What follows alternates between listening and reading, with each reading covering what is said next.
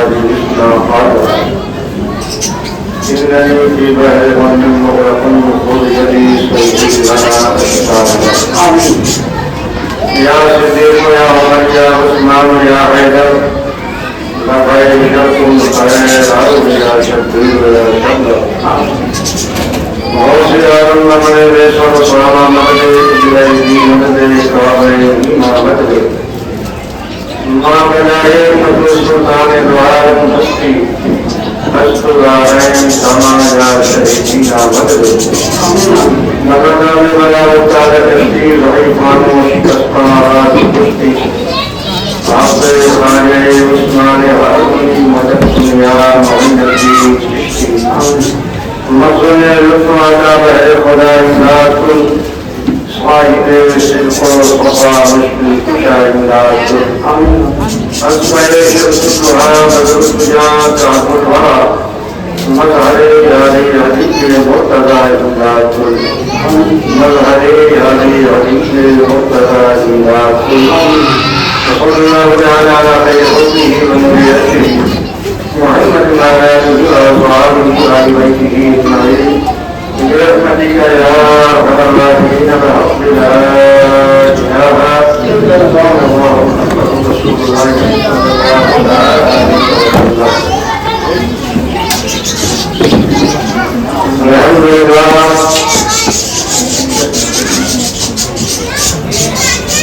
الحمد لله الذي فضلنا سيدنا ومولانا محمد صلى الله تعالى عليه وسلم على العالمين جميعا.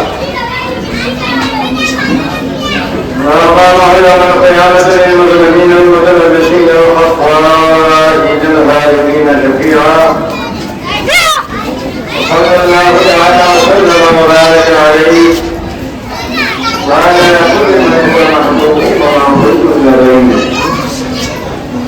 صلاة وبارك له بكلام الملك الحي القيوم.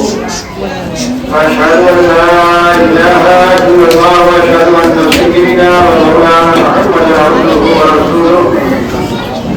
أما بعد فأعوذ بالله من الشيطان الرجيم بسم الله الرحمن الرحيم.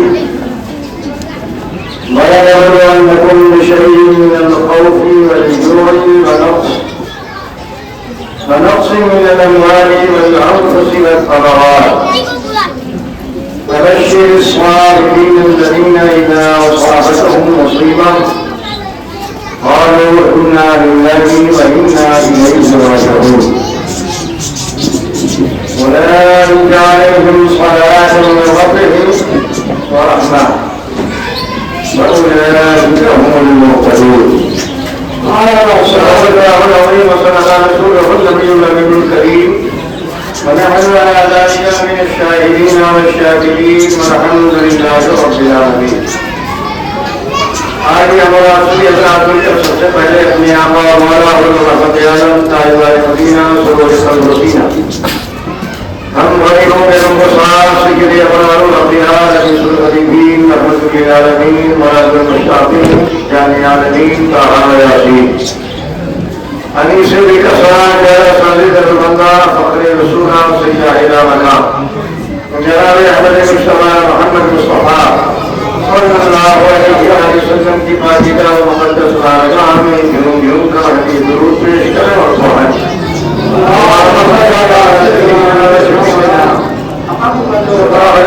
مولانا محمد مبارک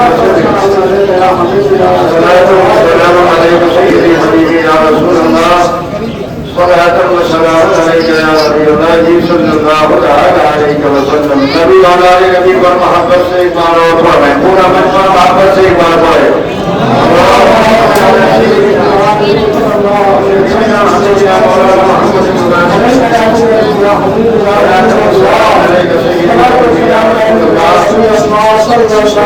سلام علیکہ سیدی حبیبی یا رسول اللہ وعلینا جمالک یا نور اللہ صلی اللہ علیہ وسلم.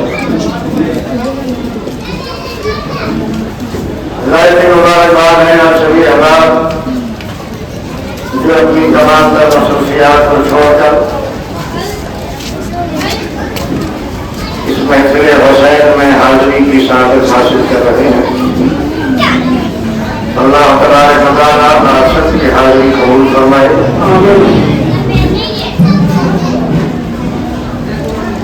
آج یہ 10واں خطاب ہے.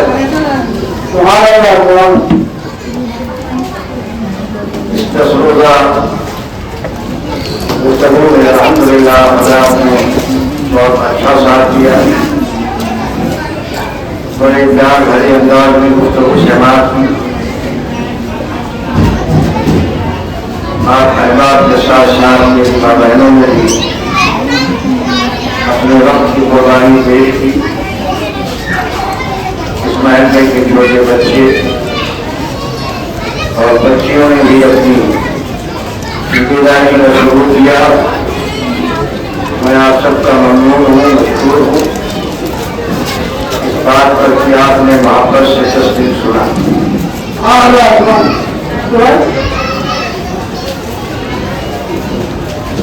آج کے اس مقدس اجلاس میں شہدائے کربلا کا مکمل ذکر ہونا ہے.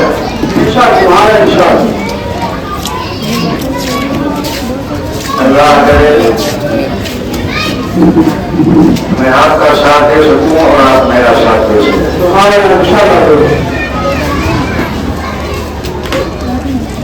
اس سے پہلے کچھ ضروری باتیں جو عاشورہ سے متعلق ہیں جسے مجھے کل ہی کہنا چاہیے تھا, مگر چونکہ اصل دن باقی ہے اس لیے آج آپ تک پہنچانے کی سعادت حاصل کر رہا ہوں. اسی لمحوں کے بعد آپ کو تاریخ کربلا, شہدائے کربلا انشاءاللہ ان کی قربانیاں اور ان کا حصار کے بعد میرے سے بات کریں گے.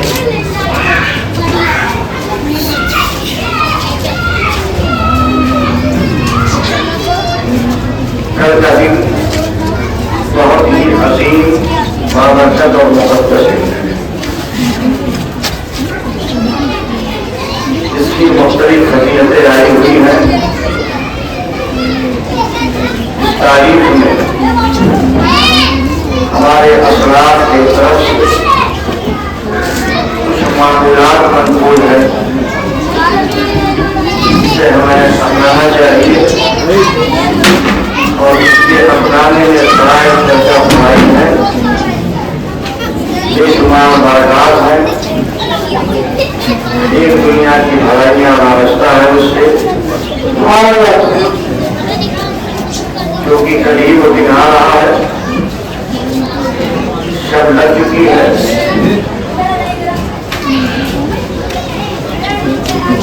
اور یہی وہ قیامت نما شب تھی جس شب پہ امام علی مقام رضی اللہ تعالیٰ اپنے پورے عہدے کو لے کر میدان کربلا میں پہنچ کر اللہ رب العزت کی بارگاہ میں حمد و ثنا بیان فرما رہے تھے. آج بھی ان کی یاد میں بیٹھے ہیں. انشاءاللہ کہ ہمارا بیٹھنا رہے نہ جائے گا. جیسا کہ میں نے عرض کیا کہ کل عاشورہ کا دن ہے. اس دن کی بڑی اہمیت ہے. اسی دن اللہ رب العزت نے حضرت آدم علیہ السلام کی اللہ صلی اللہ علیہ وسلم کے نواسے کو جامع شہادت سے نوش سرفراز فرمایا. تاریخ کے حوالے سے یہ دن بڑا عظیم رہا ہے. اسی دن قیامت قائم ہوگی. عاشورہ کی تاریخ پہلے لوگوں نے بھی عاشورہ کی تعظیم بجا لائی ہے اور اس امت محمدیہ کے لیے بھی کچھ معمولات منقول ہیں. ہم اور آپ عاشورہ کے دن صرف فاتحے پر اکتفا کر لیتے ہیں، اچھی بات ہے، فاتحہ ہونی ہی چاہیے۔ چولائی کا بڑا احتیاط ہم اہل سنت جماعت کی پہچان ہے، لیکن کچھ معمولات بھی ہیں، انہیں معمولات میں نماز بھی ہے، روزہ بھی ہے، سب کو خیال ہے۔ آقا کائنات صلی اللہ علیہ وآلہ وسلم کے بتائے ہوئے فضیلت کے حوالے سے فقہاء کرام فرماتے ہیں صیام یوم عاشورا احتسب علی اللہ ان یکفر السنۃ التي قبلہ۔ سبحان اللہ۔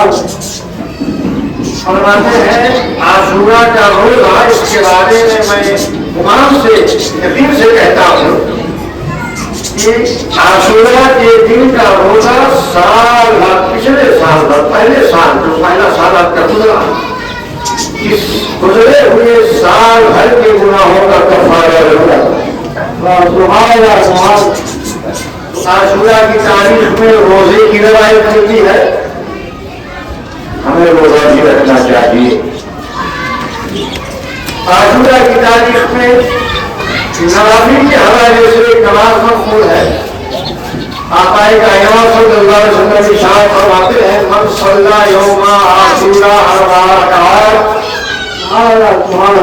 فیقرأ فی کل رکعۃ سورۃ الفاتحہ وقل هو اللہ احد 11 مرات۔ عاشورہ کی تاریخ میں 4 رکعت نماز جس شخص نے ادا کی،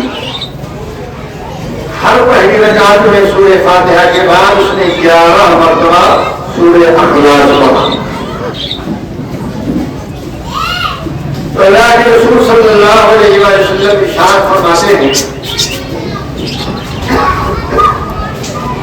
کہ اللہ تبارک و تعالیٰ اس کے پچھلے 50 سال کے گناہوں کو معاف فرمائے گا۔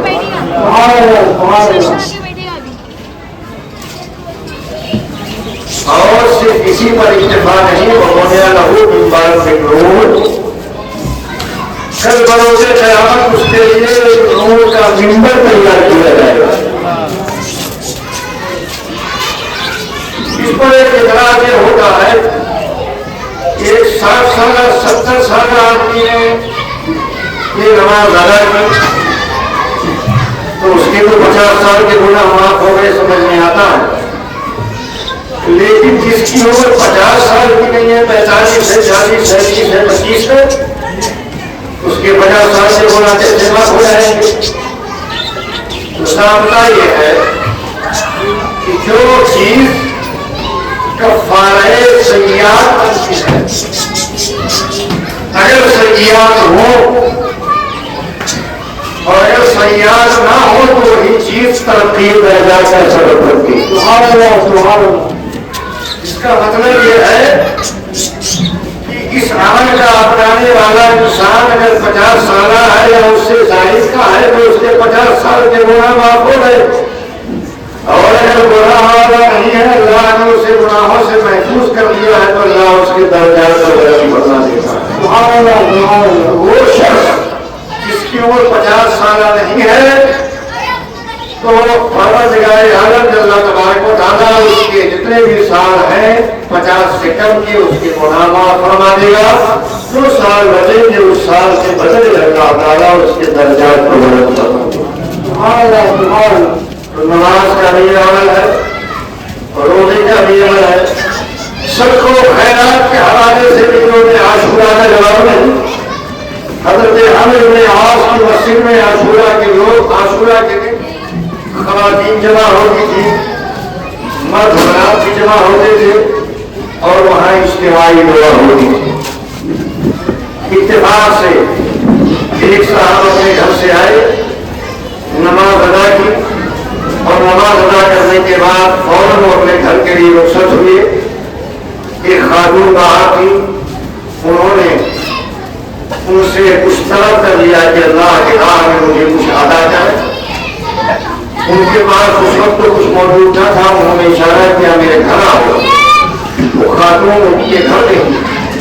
یہ آدمی اپنے گھر کے اندر گیا، اپنا کپڑا اتارا، اتارنے کے بعد اپنے دروازے کے دراز سے اس خاتون کے حوالے کر دیا.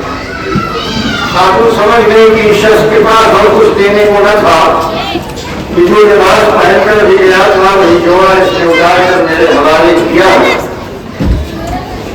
اس خاتون نے اللہ کی بارگاہ میں ہاتھ اٹھا کر دعا کیا،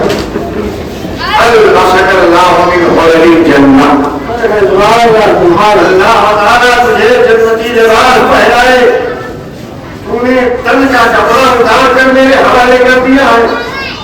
میری ماں کو تو نے رد نہیں کیا، میرے سوال کو تو نے رد نہیں کیا، اپنے تن کا کپڑا اتار کر ہے خدا نے دے دیا ہے عاشورہ کی عظمت کے حوالے سے. تمہارا مجھے جنتی دعا کرنا ہے. یہ شخص رات میں سوتا، خواب میں دیکھتا ہے کہ ایک حور اس کا استقبال کر رہی ہے جنت.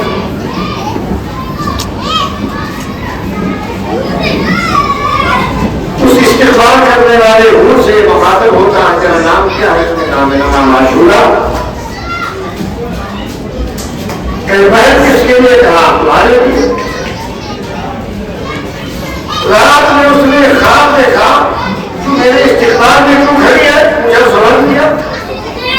کہا اللہ تعالیٰ نے تیرے اس خیرات اور صدقے سے خوش ہو کر کہ یوم عاشورہ کی مناسبت سے تو نے اس خاتون کی مدد کی تھی، اللہ تعالیٰ نے مجھ عاشورہ نامی حور کو تیری بیوی جنت میں قرار دے دیا. خواب سے بیدار ہوتا ہے، اور اللہ کی بارگاہ میں ہاتھ جاتا ہے. کانت الى زوجتی فی الجنہ فاقبضنی الیک. اے میرے پروردگار، اگر وہ دکھی جانے والی خاتون جس نے اپنا نام عاشورہ بتایا تھا حقیقت میں وہ جنت میں میری ہونے والی بیوی ہے، تو اب میں زندگی جینا نہیں چاہتا، مجھے اپنی طرف بلا دے.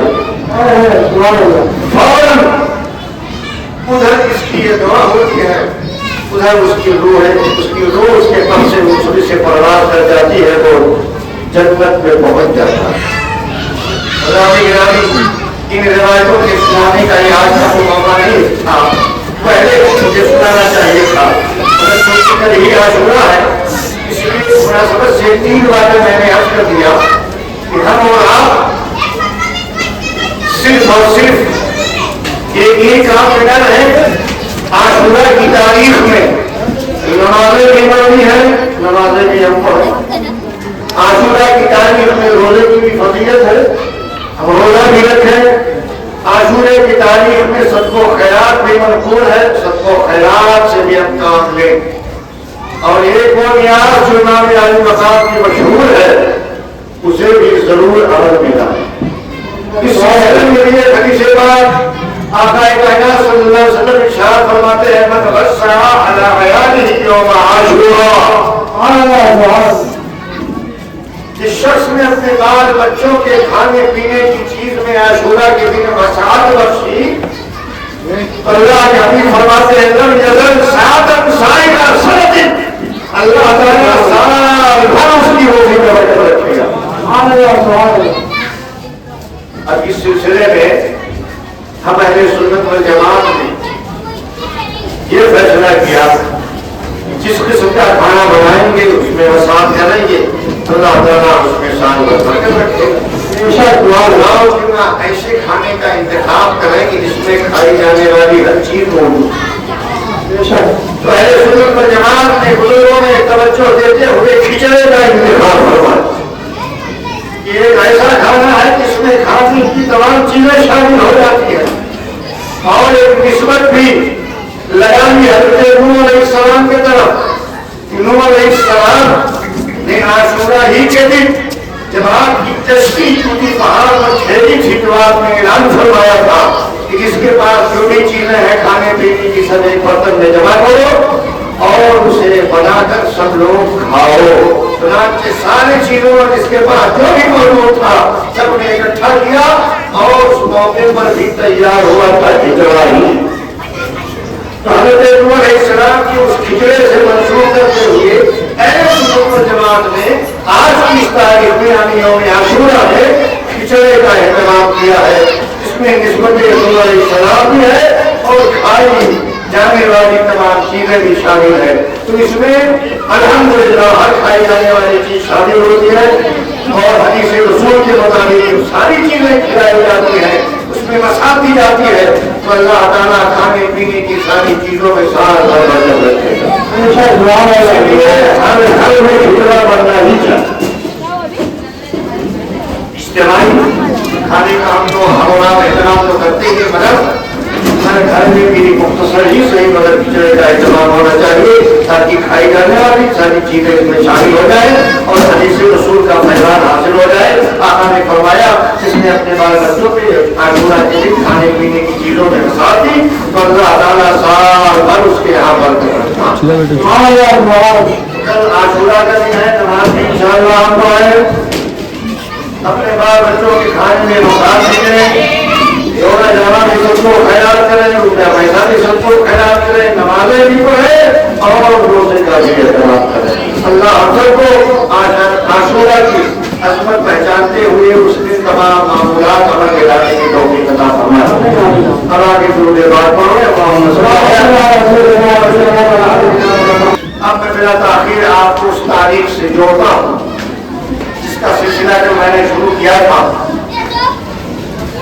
حضرت امام علی مقام رضی اللہ تعالیٰ مدینہ شریف سے رخصت ہو کر مکہ شریف تشریف لائے. کوفیوں نے آپ کے بیان کے حوالے سے خطوط روانہ کیے. احباب کا صحابہ کا اصرار رہا کہ امام آپ کو روانہ نہ ہو. ادھر ان لوگوں کا یہ کہنا کہ آپ ضرور تشریف لائیں. امام علی مقام کے حالات کے جائزے کے لیے حضرت مسلم رضی اللہ تعالیٰ کو کوفہ بھیجا. آپ تشریف لے جائیں, وہاں کے حالات سے مجھے باخبر کریں. اگر کوفی اپنے اہل و پیمان پر قائم ہوں گے تو ہم ضرور آئیں گے.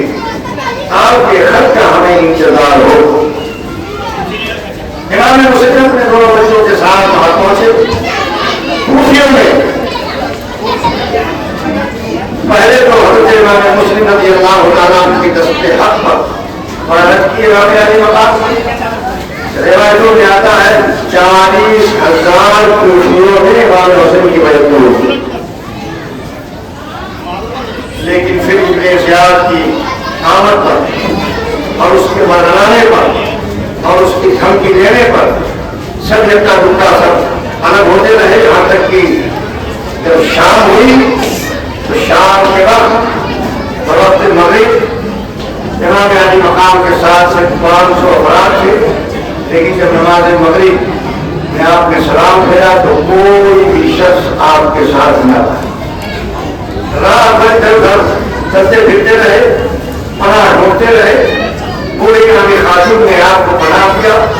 بلاخر اس کے درجے کی خواصت کی بنیاد پر ابن زیاد بہرحال کو امام مسلم کی خبر ہو جاتی ہے اور وہ ایک فوجی دستہ بھیج کر انہیں گرفتار کر دیتا ہے اور شہید بھی کر دیتا ہے.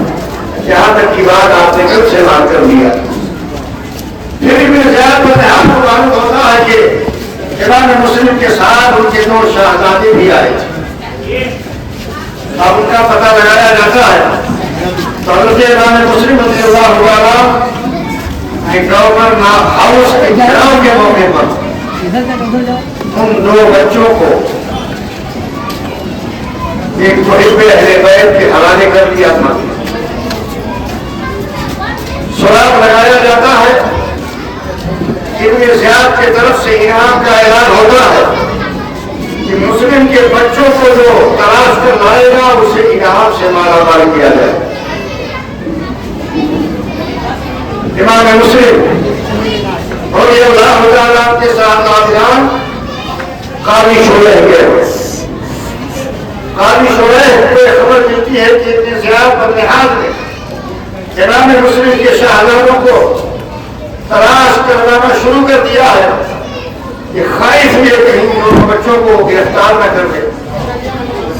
رات کی تاریکی میں اپنے بیٹے اسد کو کہتا ہے باب العراقین سے کل صبح ایک قافلہ مدینہ طیبہ کو روانہ ہونے والا ہے، اے بیٹے جا تو اور ان بچوں کو اس قافلے سے ملا دیا اور اس قافلے والوں میں سے کسی ایک کے حوالے کر دے تاکہ بحفاظت یہ دونوں شہزادے مدینہ پہنچ جائیں۔ بیٹے نے اپنے باپ کے حکم پر عمل کرتے ہوئے ان دونوں شہزادوں کو لا کر باب العراقین پر کھڑا کیا تو پتہ چلا کہ قافلہ کچھ ہی دیر پہلے روانہ ہو چکا۔ بچوں کو لے کر دوڑا اور قریب تھا کہ وہ قافلہ نہیں جاتا، لیکن گرد و غبار کو دکھاتے ہوئے آثار قافلہ آثار سفر دکھاتے ہوئے ان دونوں بچوں سے کہا بچوں دوڑ کر اس قافلے میں شریک ہو جاؤ۔ بچے دوڑے، خوب محنت کی، مگر قافلہ ہاتھ نہ آیا، قافلہ روانہ ہو گیا۔ بچے دوڑتے رہے، دن بھر دوڑتے رہے، جب شام ہوئی تو اور خبر آئی، رات بھر بھی چلنا ہوا، یہاں تک کہ صبح جب نمودار ہوا تو دیکھا بچے گھوم پھر کے اسی مقام پر ہیں جہاں سے انہیں چھوڑا گیا۔ چونکہ ننگی سی عمر ہے، انہیں بھی جانے شہادت نوش کرنا مقدر ہو چکا تھا۔ یہ بچے کھوائے کہیں ہم گرفتار نہ کر لیے جائیں، چنانچہ ان دونوں بچوں نے ایک پناہ گاہ ڈھونڈا۔ پناہ گاہ ڈھونڈنے کے بعد کوئی پناہ دینے والا نظر نہیں آ رہا، کہاں لے پناہ؟ آبادی میں تو تلاش جاری، آبادی کے باہر کوئی پناہ دینے والا کہاں؟ آخرکار نمائندے پہنچ کر ان بچوں کو گرفتار کر دیتے۔ بچوں کو گرفتار کر دیا جاتا ہے، ابن زیاد کے دربار میں پیش کیا جاتا ہے۔ ابن زیاد کہتا ہے ان دونوں بچوں کو نظر بند کر دو، جیل میں ڈال دو، قید خانے میں ڈال دو، یزید کی نیت معلوم کر دو ان بچوں کے حوالے سے، پھر بعد میں صبح دیکھا جائے، بعد میں دیکھا جائے۔ ان بچوں کو نظر بند کیا گیا، جیل میں ڈال دیا گیا، گرفتار کر دیا گیا۔ اتفاق سے جیل کا جو داروغہ تھا مشکور نامی محب اہل بیت تھا، اس نے بھی ٹھان لیا ان بچوں کو ضرور جیل سے آزاد کرانا ہے۔ اس نے بھی رات کی تاریکی کا فائدہ اٹھاتے ہوئے ان دونوں بچوں کو روانہ کیا اور قادسیہ کا پتہ دیا اور ایک انگوٹھی تھی، کہا انگوٹھی لے جا کے قادسیہ کے کوتوال کو دینا، اور کوتوال کو میں بحفاظت مدینہ پہنچا دے۔ بچے نکلے، نکلنے کے بعد شہر پناہ سے باہر ہونے کے بعد قادسیہ کے راہ پہ چلتے ہیں، چلتے رہے بلاخر رات اور دن ان کا چلنا مکمل ہوا۔ حال پھر وہی گھوم کے جو پہلے دن ہوا تھا، بچے گھوم کر وہیں آئے جہاں سے انہوں نے اپنے سفر کا آغاز کیا تھا۔ جب صبح کا سبیدار نمودار ہوا تو کھانا گئے بچے، کہیں پھر ہم گرفتار نہ کر دیے جائے۔ انہوں نے ظاہری اعتبار سے کوئی پناہ گاہ تلاش کی، انہیں ایک درخت کا ایک غار نظر آیا، درخت میں ایک جگہ نظر آئی، غار نما جگہ نظر آئی۔ خوف سے ڈر سے وہ دونوں بچے جا کے وہاں پناہ لے لیتے ہیں۔ اتفاق سے ہمارے کنواں کو پوچھا، صبح سویرے ایک لونی آتی ہے اور پانی بھرتی ہے کنویں سے، اور کنویں سے پانی نکال کے جب اپنے گھر کے لیے روانہ ہوتی ہے تو دیکھتی ہے تو سہرے ہوئے ننھے بچے ایک دوسرے سے لپٹے ہوئے درخت کے اندر پناہ لیے ہوئے ہیں۔ پوچھا کون ہو؟ بچے تو سہم گئے، ڈر گئے، لیکن شفقت بھرے انداز میں جب اس لونی نے بچوں کو مخاطب کیا تو ان دونوں نے بتایا کہ ہم حضرت مسلم کی یتیم بچے۔ سنتے ہی وہ لونی کہتی ہے چلو چلو شہزادہ تمہیں گھبرانے کی ضرورت نہیں ہے، میری مالکن وہ بھی محب اہل بیت ہے، چلو چلو تم ہمارے ساتھ چلو، اور گھبرانے کی تمہیں کوئی ضرورت نہیں۔ اور بچوں کو لے کر وہ لوگ یہ اپنے گھر آتی ہے، اپنے مالکین کے حوالے کرتی ہے، مالکین ان بچوں کے زلفوں کو صاف کرتی ہے، جو موقع پہ حاضر ہوتا ہے کھلاتی پلاتی ہے، گھر غبار سے ہٹا ہوا بدن صاف کرتی ہے اور ایک خاص حجرے میں انہیں پناہ دے دیتی ہے۔ ادھر ابن زیاد پر جہاد کا اعلان ہو چکا تھا، جو امام مسلم کے شہزادوں کو گرفتار کر کے لائے گا اسے ڈھیر سارا انعام دیا جائے گا، سرخ اونٹوں کا انعام دیا جائے گا۔ سرخ اونٹ کا انعام عرب میں بہت قیمتی مانا جاتا ہے۔ سارے روپے پیسے کے لالچی دنیا دار قسم کے لوگ امام مسلم کے شہزادوں کے سراغ میں نکل گئے۔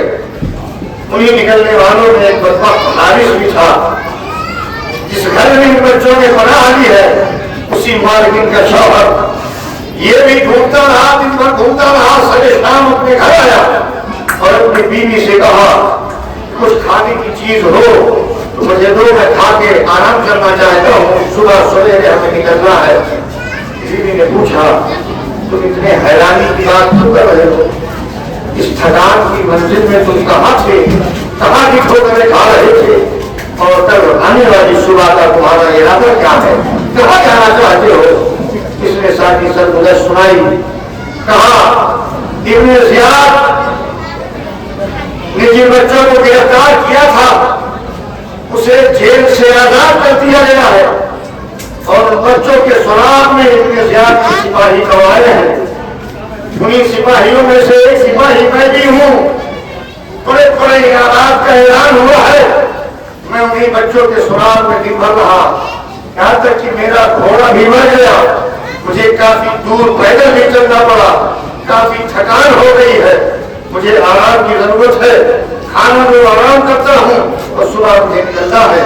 بیوی نے تسلی دی اور سمجھایا بجھایا تاکہ اس کا تھکان بھی ختم ہو، اور اہل بیت ہونے کی حیثیت سے اس نے اہل بیت اطہار کی محبت کی بھی باتیں کی، مگر جس پر دنیا سوار ہو جائے وہ ساری محبتوں کو قربان کر دیتا ہے۔ دنیا داری کا حال نہیں ہوتا، دنیا بڑی خبیث چیز ہے، اسی لیے اللہ کے رسول نے فرمایا دنیا مرضی اور دنیا کو مرحوم بھی قرار دیا۔ سو گیا، کھایا پیا آرام کرنے لگا، ابھی نیند آنے ہی کو تھی، انہوں کی ڈھائی ہی ہوئی تھی۔ ادھر یہ دونوں بچے جو حجرے میں آرام کر رہے تھے دونوں ایک ساتھ خواب دیکھتے۔ امام مسلم کے دونوں شہزادے خواب دیکھتے ہیں کہ ہم دونوں کی حاضری ہوئی ہے نبی کریم صلی اللہ علیہ وسلم کی بارگاہ میں، آقا حضور تشریف فرما ہے اور وہاں میرے ابا حضور ہوئی، میرے ابا حضور سے امام مسلم سے حضور رحمت عالم تاجدار مدینہ صلی اللہ علیہ وسلم، اے مسلم تم خود تو چلے آئے اپنے بچوں کو چھوڑ آئے۔ امام مسلم نے جواب میں کہا آقا حضور عنقریب وہ دونوں بچے بھی آپ کی بارگاہ میں حاضری کی سعادت حاصل کرنے والے۔ یہ منظر خواب کا دیکھ کر بچے گر جاتے ہیں، سہم جاتے ہیں اور نیند سے بیدار ہوتے ہیں، ایک دوسرے سے گلا جوڑ کر رونے لگتے ہیں، رونے کی آواز بلند ہو جاتی ہے۔ حارث بدبخت پوچھتا ہے اپنی بیوی سے کہ میرے گھر سے بچوں کے رونے کی آواز کہاں سے آ رہی؟ بیوی نے چھپانا چاہا اور کہا گھبراؤ نہیں، ہو سکتا ہے کہیں پڑوس سے آواز آ رہی ہو، لیکن بچے چونکہ سہ چکے تھے، رو چکے تھے، مسلسل روئے جا رہے تھے۔ بدبخت نئی کو تسلی نہ ہوئی، اٹھا خود ہی چراغ روشن کیا اور آنے والی آواز کی طرف بڑھا۔ بیوی بھی پیچھے سے لے گئی اور اس نے دروازہ کھولا تو دیکھا دو معصوم صورتیں آپس میں چپکی ہوئی ہیں، ایک دوسرے سے گلے لگ کر رو رہے ہیں، زاروں قطار رو رہے ہیں۔ بچوں کی حالت دیکھی تو حارث بدبخت نے پوچھا تم کون ہو، کہاں کے رہنے والے ہو؟ کیونکہ بچوں نے اس گھر کو پناہ گاہ سمجھا تھا، اس لیے بلا ڈرے کہہ دیا ہم مسلم کے یتیم بچے، اتنا سننا تھا یہ بدبخت آگے سے باہر آ جاتا ہے، اور چونکہ شیطان پہلے ہی سوار ہو چکا تھا، بچوں کو تماشے لگانا شروع کر دیتا ہے اور کہتا ہے تمہارے چکر میں میرا گھوڑا بھی مر گیا، میرا دین بھی خراب ہوا، میں کہاں کہاں حیران پریشان تمہیں ڈھونڈ رہا ہوں، تم میرے ہی گھر میں عیش کا بستر لگائے ہوئے ہو۔ بچوں کی ماں، بچوں ہر سے وقت کی ماں کو سن کر دونوں بچے سہم جاتے ہیں، بیوی چھڑاتی ہے، لیکن ان دونوں بچوں کی مشقوں کو وہ آپس میں باندھ دیتا ہے اور باندھنے کے بعد انہیں دھمکی دیتا ہے اور کہتا ہے جس طرح تڑپنا ہے تڑپ لو، کل صبح کا سورج نمودار ہوگا، میری چمکتی تلوار ہوگی، تمہاری گردنیں ہوں گی۔ بچوں کو بند کر دیا، صبح ہونے کا انتظار کرنے لگا، دوسرے گھوڑے کا انتظار کیا اور ان دونوں بچوں کو اس طرح سے آدمی سامان اپنے کسی سواری پر لاتا ہے، ایک بخشا بنا کر ان دونوں بچوں کو اپنی سواری پر لاتا ہے۔ بیوی مزاحم ہوتی ہے، ٹھوکر دیتا ہے، کھاتے سے ٹکرا جاتی ہے، خون آلود ہو جاتی ہے، اور یہ اپنے گھوڑے پہ ان دونوں بچوں کو سوار کر کے نہر فرات کی طرف روانہ ہو جاتا ہے۔ پہنچا نہر فرات کے قریب اور ان دونوں بچوں کو وہاں اتارا، زمین پہ رکھا، ان کی مشقوں کو کھولا اور کہا کہ قتل ہونے کے لیے تم دونوں تیار ہو جاؤ۔ حارث بدبخت کے اس گفتگو پر دونوں بچے سہن تو ضرور گئے، لیکن بڑے بے بھائی نے کہا اے بدبخت نہیں ہے، تجھے شہید ہی کرنا ہے، قتل ہی کرنا ہے تو تو پہلے مجھے قتل کر، میں اپنے چھوٹے بچی کی طرف لاش نہ دیکھ سکوں گا۔ چھوٹا بچہ بھی بول پڑا کہ حارث بدبخت اگر تجھے تلوار چلانی ہی ہے تو مجھ چھوٹے بھائی پر اپنی تلوار چلا، اس لیے کہ میں اپنے بڑے بھائی کی طرف لاش نہ دیکھ سکوں گا۔ حارث بدبخت کہتا ہے اس ننھی سی عمر میں تمہیں شہید ہونے کا بڑا، قتل ہونے کا بڑا شوق ہے۔ الٹی سیدھی گفتگو، نازیبا کلمات ان دونوں بچوں کے شان میں کہتا ہے۔ بچوں نے دیکھا یہ بدبخت نہیں ضرور ہماری قدر سے اپنے دامن کو دامدار کرے گا۔ دونوں بچے سجدے میں چلے جاتے ہیں۔ دینی گھرانے کے پروردہ سے، پہلے پہلے بہار سے انہیں سجدہ ہی عزیز تھا، سجدے میں چلے جاتے ہیں اور بدبخت لائی حارث کی تلوار میدان سے باہر ہوتی ہے اور فضا میں لہرا کے وہ چمکتی ہے تلوار، تو ننھی چیخیں بدل ہوتی ہے، انا للہ و انا الیہ راجعون۔ ان دونوں بچوں کو شہید کر دیتا ہے اور پھر ان کے دھڑ کو کہیں پھینک دیتا ہے نہر فرات میں۔ پھر ان کے سروں کو لے کر ابن زیاد کے پاس کوفہ روانہ ہوتا ہے، سروں کو لا کر ایک دشت میں رکھتا ہے۔ ابن زیاد پوچھتا ہے کہ کس کا سر ہے؟ کہا حاکم آپ، یہ آپ کے دشمنوں کا یعنی مسلم بن عقیل کے شہزادوں کا سر ہے۔ اتنا سننا تھا ابن زیاد بدنہاد ناراض ہوتا ہے، بدبخت نہیں، تجھے ان بچوں کو شہید کرنے کے لیے کس نے کہا تھا؟ انہیں قتل کرنے کے لیے کس نے کہا تھا؟ میں نے تو تیرے ہی خبر پر، کیونکہ اس نے خبر بھی بھیج دیا تھا، تیرے خبر پر یزید کے پاس رخا لکھ دیا ہے کہ بچے مجھے مل گئے ہیں، اور اگر اس نے بچے زندہ طلب کر لیے تو میں کیا منہ دکھاؤں گا۔ حارث بدبخت کے اس عمل پر ابن زیاد ناراض ہو کر ذلت کی طرح ذلت سے اسے بھی قتل کرواتا ہے، یہاں تک یہ بدبخت جو مال و زر کی لالچ میں مسلم بن عقیل کے شہزادوں کو شہید کیا تھا یہ بھی قتل کر دیا جاتا ہے، یہ بھی واسطے جہنم ہو جاتا ہے۔ نہ خدا ہی ملا، نہ مثال سنم، نہ ادھر کا رہا، نہ ادھر کا رہا، نہ ہی ہاتھ آئی اور نہ عقبہ ہی ہاتھ میں رہا۔ دو ننھی معصوم صورتوں کو اس دنیا سے ربوش کرنے کے نتیجے میں ذلت کی موت مارا گیا۔ ابن زیاد بدنہاد نے ان شہزادوں کے انتقال پر بظاہر ملال کا اظہار تو کیا مگر ساتھ ہی ساتھ حارث مطبخ کو سزا بھی دی، اور حال یہ ہوا کہ پھر امام علی مقام رضی اللہ تعالیٰ کے بھیجے ہوئے قاصد حضرت مسلم رضی اللہ تعالیٰ خود بھی پہلے شہادت پا چکے ہیں، اور ان کی دونوں شہزادے بھی شہادت کا جام نوش کر چکے۔ ادھر امام علی مقام رضی اللہ تعالیٰ کو جو رکا بھیجا گیا تھا کوفہ آنے کا، امام مکہ سے کب روانہ ہوتے ہیں؟ جس تاریخ میں امام مسلم کی شہادت عمل میں آئی کوفہ، آپ نے منزلیں طے کی، منزلوں پر منزلیں طے کرتے جا رہے ہیں، ایک مقام آیا، اس مقام پر حضرت مسلم کی شہادت کی خبر ملی کہ ان کوفیوں نے جنہوں نے ہمارے لیے خطوط بھیجا تھا اور حالات کے جائزے کے لیے میں نے مسلم بن عقیل کو وہاں بھیجا تھا، انہوں نے حالات کی پرستگی کا خط بھی مجھے لکھا، میں روانہ بھی ہو گیا، اب راستے میں پہنچا ہوں، ابھی 2 منزل باقی رہ گئی ہے کہ مجھے ان کی شہادت کی خبر مل رہی ہے، آپ کریں تو کیا کریں؟ امام علی مقام رضی اللہ تعالیٰ ابھی فیصلہ کر رہے ہیں کہ ہم کدھر جائیں، کیا کریں۔ ابن زیاد بردحال کو یہ خبر مل چکی تھی کہ حضرت امام مسلم میں امام علی مقام حسین اعظم رضی اللہ تعالیٰ کو مکہ المکرمہ سے روانہ ہونے کی کا رخا بھیج چکا ہے۔ اس نے حضرت حر کو 1000 کا دستہ دے کر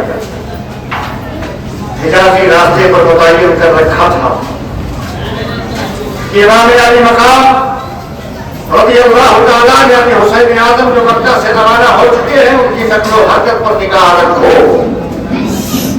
ابھی 2 منزل باقی تھا، خبر ملی حضرت امام مسلم رضی اللہ تعالیٰ کی شہادت کی، تو آپ نے اپنا رخ موڑا، راستے میں حر کی ملاقات ہو جاتی ہے۔ حضرت حر رضی اللہ تعالیٰ ایک فوجی دستہ 1000 کا لے کر وہاں پہنچے، مصاحب ہو گئے امام علی مقام سے، اور آپ کا راستہ روکنے کی کوشش کی۔ گفتگو ہوئی، بات چیت ہوئی، پہلے کہا میں ابن زیاد کی طرف سے بھیجا گیا، اس کا فرسودہ ہوگا، مجھے صرف اس لیے بھیجا گیا ہے کہ میں آپ کی نقل و حرکت پر نگاہ رکھوں۔ کچھ دن گزرتے رہے، سفر تھوڑا مختصر ادھر ادھر ہوتا رہا، حر کا رابطہ ابن زیاد سے مسلسل رہا، ادھر سے رکتے آئے کہ ہے بے مقام پر روکا جائے۔ امام علی مقام رضی اللہ تعالیٰ نے حر سے جو گفتگو کی وہ یہ گفتگو کی کہ مجھے کسی سرحدی مقام پر جانے دو، یا مجھے مکہ واپس جانے دو، یا پھر مجھے یزید کے پاس جا کر کے میرا معاملہ طے کر لے۔ تینوں باتوں میں سے کوئی نہیں، بس نقل و حرکت پر نگاہ رہی، اور ایک زمین ایسی کہ جہاں بے آب و جہاں نہ پانی ہو نہ دانا ہو، بے آب و کا مطلب یہ ہوتا ہے ایسے مقام پر اترنے پر مجبور کیا جائے۔ امام حر کی نگرانی میں چلتے رہے۔ ایک موقع آیا، امام علی مقام رضی اللہ تعالیٰ کی آنکھ سواری پر لگ جاتی ہے اور غروب کی جاری ہوتی ہے، اس عالم میں دیکھتے ہیں خواب میں کہ کوئی کہنے والا کہہ رہا ہے کہ هذه موضع کرب و بلا، هذه محط رحالنا ومقتل رجالنا۔ کہنے والا کہہ رہا ہے یہ کرب کی جگہ ہے، یہ بلا کی جگہ ہے، یہ ہمارے کجاوے اتارنے کی جگہ ہے، اونٹوں کے بچھانے کی جگہ ہے، اور یہی ہمارے آدمیوں کا مقتل ہے۔ امام علی مقام نے جب خواب میں الفاظ سنے، خواب میں چیز دیکھا، تو نیند سے بیدار ہوتے ہی فوراً انا للہ و انا الیہ راجعون اور پوچھا اے لوگوں یہ کون سا مقام ہے، کون سی جگہ ہے؟ لوگوں نے بتایا کہ یہی کربلا۔ خواب میں بتایا گیا هذه موضع کرب و بلا، یہ کرب کی جگہ ہے، کرب مانی تکلیف، بلا کی جگہ ہے، یہاں آزمائش ہوگی۔ یہ کرب کی بھی جگہ ہے، آزمائش کی بھی جگہ ہے، مصیبت کی بھی جگہ ہے، پریشانی کی بھی جگہ ہے۔ امام علی مقام میں استفسار کیا کون سی جگہ ہے، بتایا گیا کربلا، سمجھ گئے جو مجھے خواب میں بتایا گیا اور جو مجھے بیداری میں بتایا جا رہا ہے دونوں باتیں ایک ہی ہے۔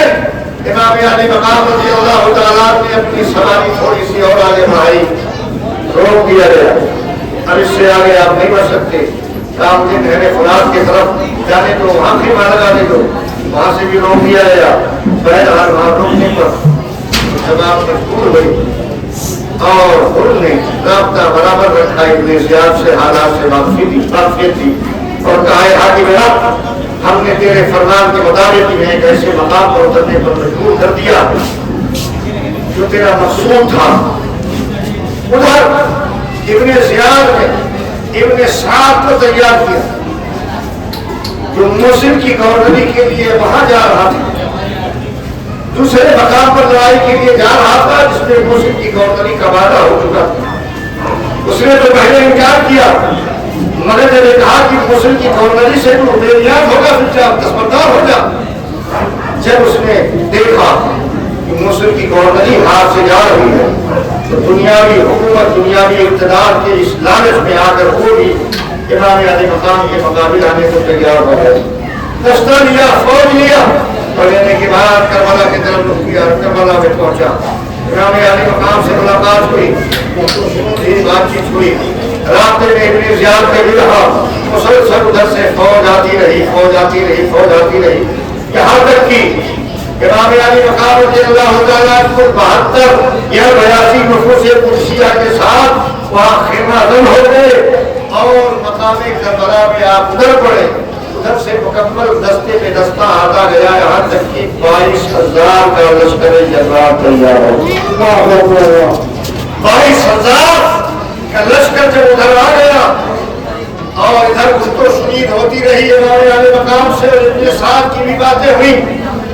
امام علی مقام رضی اللہ تعالیٰ نے ابن سعد سے مخاطب ہو کر پہلے اپنا حسب نسب بتایا اور کہا میرا راستہ روکنے پر جو تمہیں مجبور کر رہے ہو تو سنو، ایک بات سن لو، بغور سن لو، میں یہاں نہ تو لڑائی کے ارادے سے آیا نہ خود سے آیا، کوفیوں کے خطوط بلکہ اپنے ساتھ کے دستے میں بھی ایسے لوگ موجود تھے جن کے دستخط صحت امام علی مقام کے پاس آیا تھا، ان خطوط کو دکھایا اور بتایا کہ کوفیوں نے ہمیں بلایا اور یہ کہہ کے بلایا امام ہمارے سر پر کوئی امام نہیں ہے، آپ تشریف لائے، ہمارے امام کی اصلاح فرمائے، ہمیں امام چاہیے، ہماری امامت فرمائے۔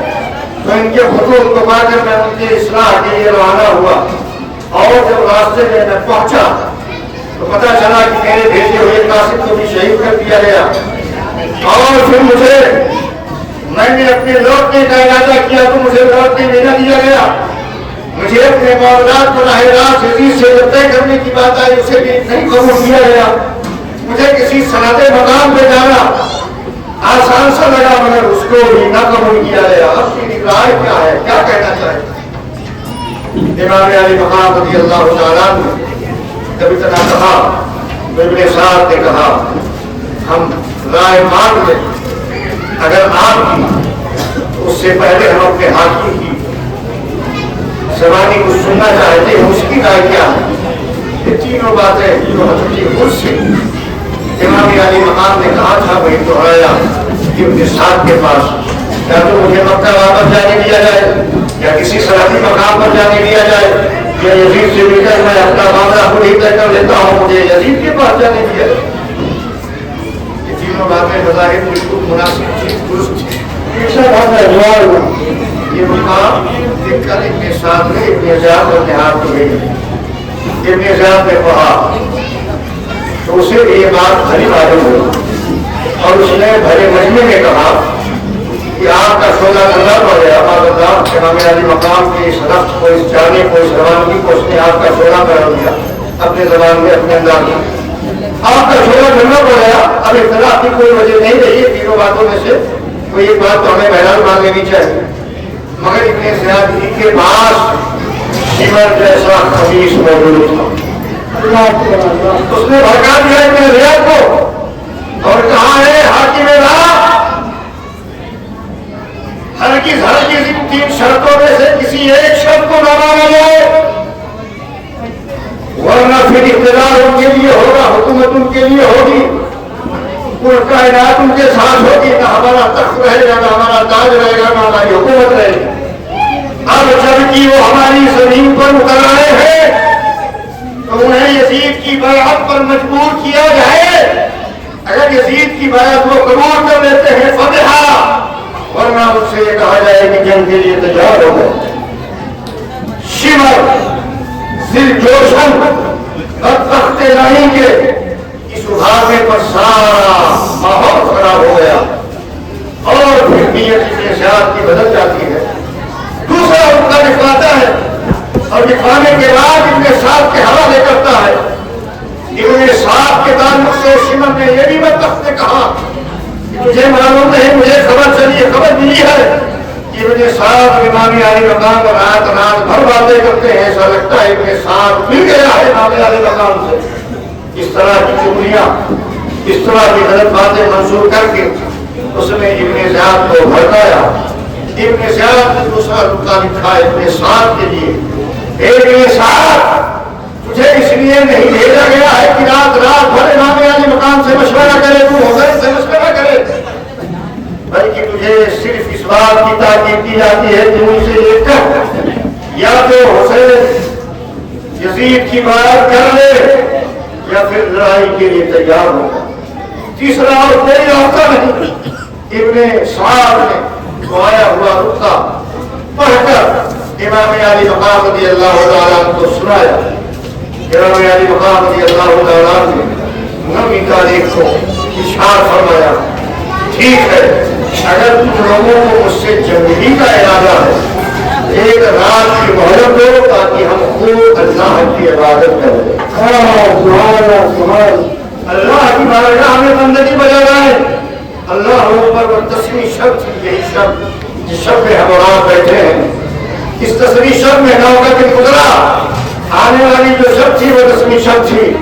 10ویں شب میں امام علی مقام رضی اللہ تعالیٰ نے تمام اہل خیمہ کو مخاطب کیا اور کہا رات بھر ذکر کے لیے، حمد کے لیے، تسبیح کے لیے، اللہ کی ثناخوانی کے لیے، تلاوت قرآن کریم کے لیے، درود خوانی کے لیے خود کو تیار کر لو۔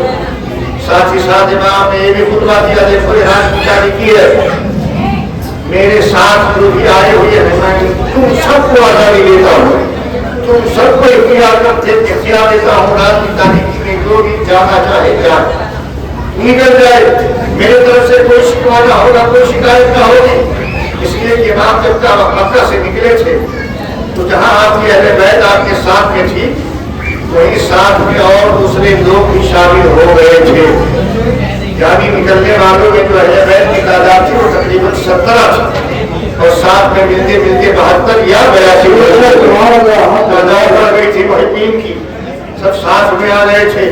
آپ کی مکمل آزادی دی، میرے لیے میرے وجہ سے اپنے جان کو خطرے میں نہ ڈالو، تو سب بیوی بال بچے والے ہو گئے، خاندان والے ہو جاؤ، میرے طرف سے کوئی اعتراض نہ ہوگا، مگر قربان ان اہل محبت پر جو کربلا میں اترے تھے، قربان ان اہل محبت پر جو کربلا کی سرزمین پر امام کے ساتھ اترے تھے، ان میں سے کوئی بھی جانے کو تیار نہ ہوا۔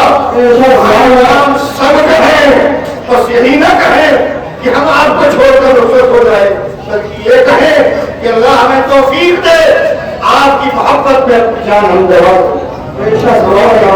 امام علی مقام اور یہ اللہ تعالیٰ کا ساتھ دینے کا وعدہ کیا۔ امام علی مقام کے فرمان کے مطابق الحمدللہ خواتین کے لیے خیمہ بنا ہوا ہے، عورتوں کے لیے بھی خیمہ بنا ہوا ہے، اہل اتحاد کے لیے خیمہ بنا ہوا ہے، دیگر احباب کے لیے بھی خیمہ بن گیا ہے، اور سب اپنے اپنے خیموں میں بیٹھ کر کوئی نمازوں میں مصروف ہے، کوئی تلاوت میں مصروف ہے، کوئی حوالہ میں مصروف ہے، اور لذت عبادت رات بھر حاصل کرتے ہیں، رات بھر لذت عبادت حاصل کرتے رہے۔ امام علی مقام رضی اللہ تعالیٰ عنہ بھی اللہ کی بارگاہ میں تو وہ استغفار کے ساتھ ساتھ تلاوت قرآن کے ساتھ ساتھ اللہ کی حمد و ثنا بیان کرتے رہے، خوب رات بھر امام عالی مقام اور آپ کے تمام آبان و انصار عبادت کی لذتیں لیتے رہے، یہاں تک کہ 10ویں یعنی عاشورہ کی تاریخ کا آغاز ہوتا ہے، اس سورج نکلتا امام نماز فجر ادا فرماتے ہیں، اور نماز فجر ادا کرنے کے بعد ادھر دیکھتے ہیں لشکر اشقیاء 22,000 کا لشکر جماعت ابن سعد کی رہنمائی میں تازہ دم کھڑا ہے۔ امام عالی مقام رضی اللہ تعالیٰ نکلے اپنے خیمے سے، اور نکلنے کے بعد جماعت اشقیاء کو مخاطب کیا۔ مخاطب کرنے کے بعد امام نے اپنا حسن و نسب ظاہر کیا، کہا ہے جماعت اشقیاء سنو، اس بات کا اللہ اور رسول شاہد ہے، اس آسمان شاہد ہے، اس پورے روئے زمین پر نواز رسول کی شکل میں اگر کوئی موجود ہے تو میری ذات ہے۔ جان لو میرا حسن نسب پہچان لو، میرا خون بہانے سے پہلے میرا تعارف حاصل کر لو، میں ابن رسول ہوں،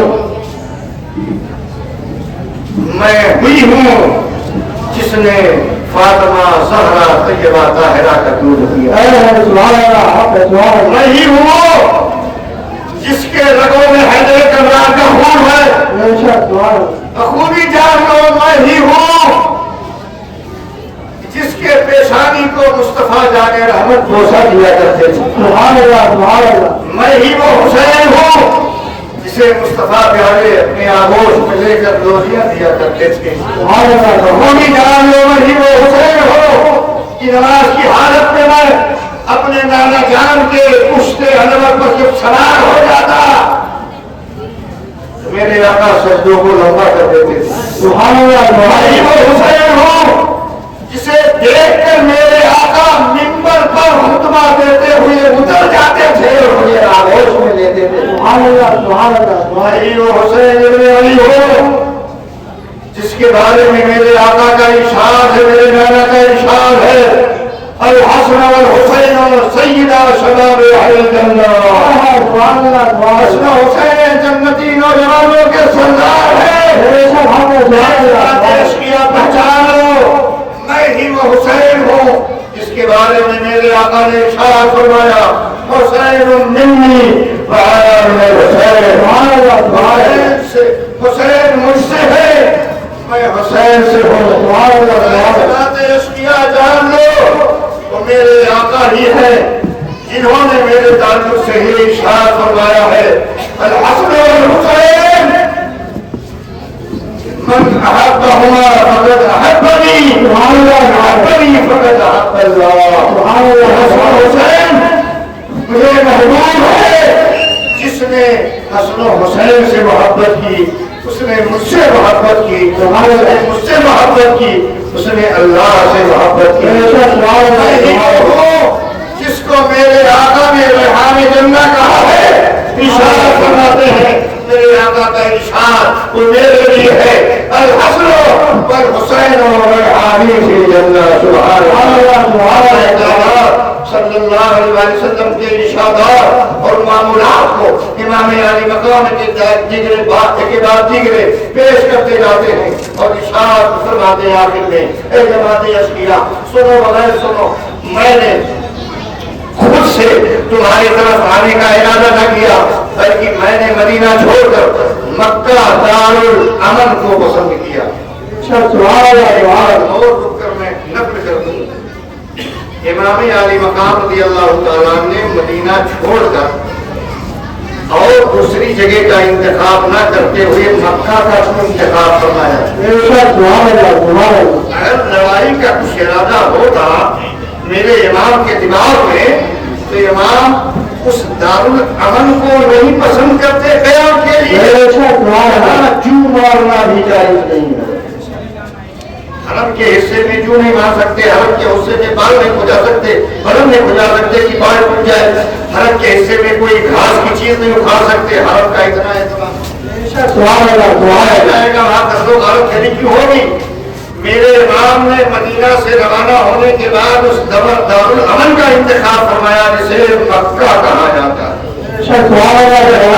امن والا گھر قرار دیا ہے، حضرات گرامی فرماتے ہیں کہ میرا نہ جنگ کا ارادہ تھا نہ لڑائی کا، اسی لیے میں نے مکہ سے ہجرت مدینے سے ہجرت کرنے کے بعد مکہ کا انتخاب فرمایا، مگر تم کوفیوں ہی کے خطوط نے مجھے مکہ چھوڑنے پر مجبور خطوط دکھانا شروع کیا، یہ فلاں کا خط ہے، یہ فلاں کا خط ہے، یہ فلاں کا خط ہے، یہ فلاں کا خط ہے۔ روایتوں میں آتا ہے 150 خطوط کا جھولا نکال کر امام نے پیش کر دیا، اور ایک مورخ کے تاریخ کے مطالعے کے حوالے سے ملتا ہے کہ صرف 150 خطوط نہیں تھے، 700 خطوط۔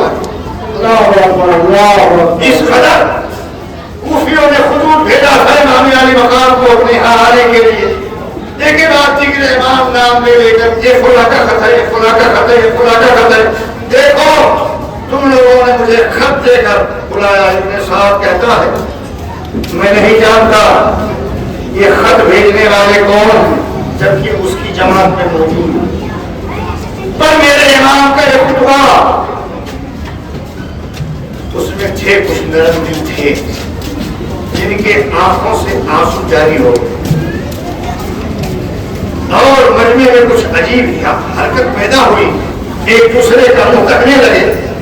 ابن سعد نے اس حالت کو بڑا نازک سمجھا، فوراً اپنی جماعت کو ہلچل میں لانے کے لیے، اپنی جماعت کے اندر ہلچل پیدا کرنے کے لیے، اپنے لشکر میں ایک نیا امنگ دینے کے لیے ایک تیر کمان بھی لیا، اور کمان میں تیر لینے کے بعد امام علی مقام کے خیمے کی طرف پھینکا اور اپنے لشکر کو حرکت میں لاتے ہوئے کہتا ہے گواہ رہنا سب سے پہلا تیر میں نے ہی پھینکا۔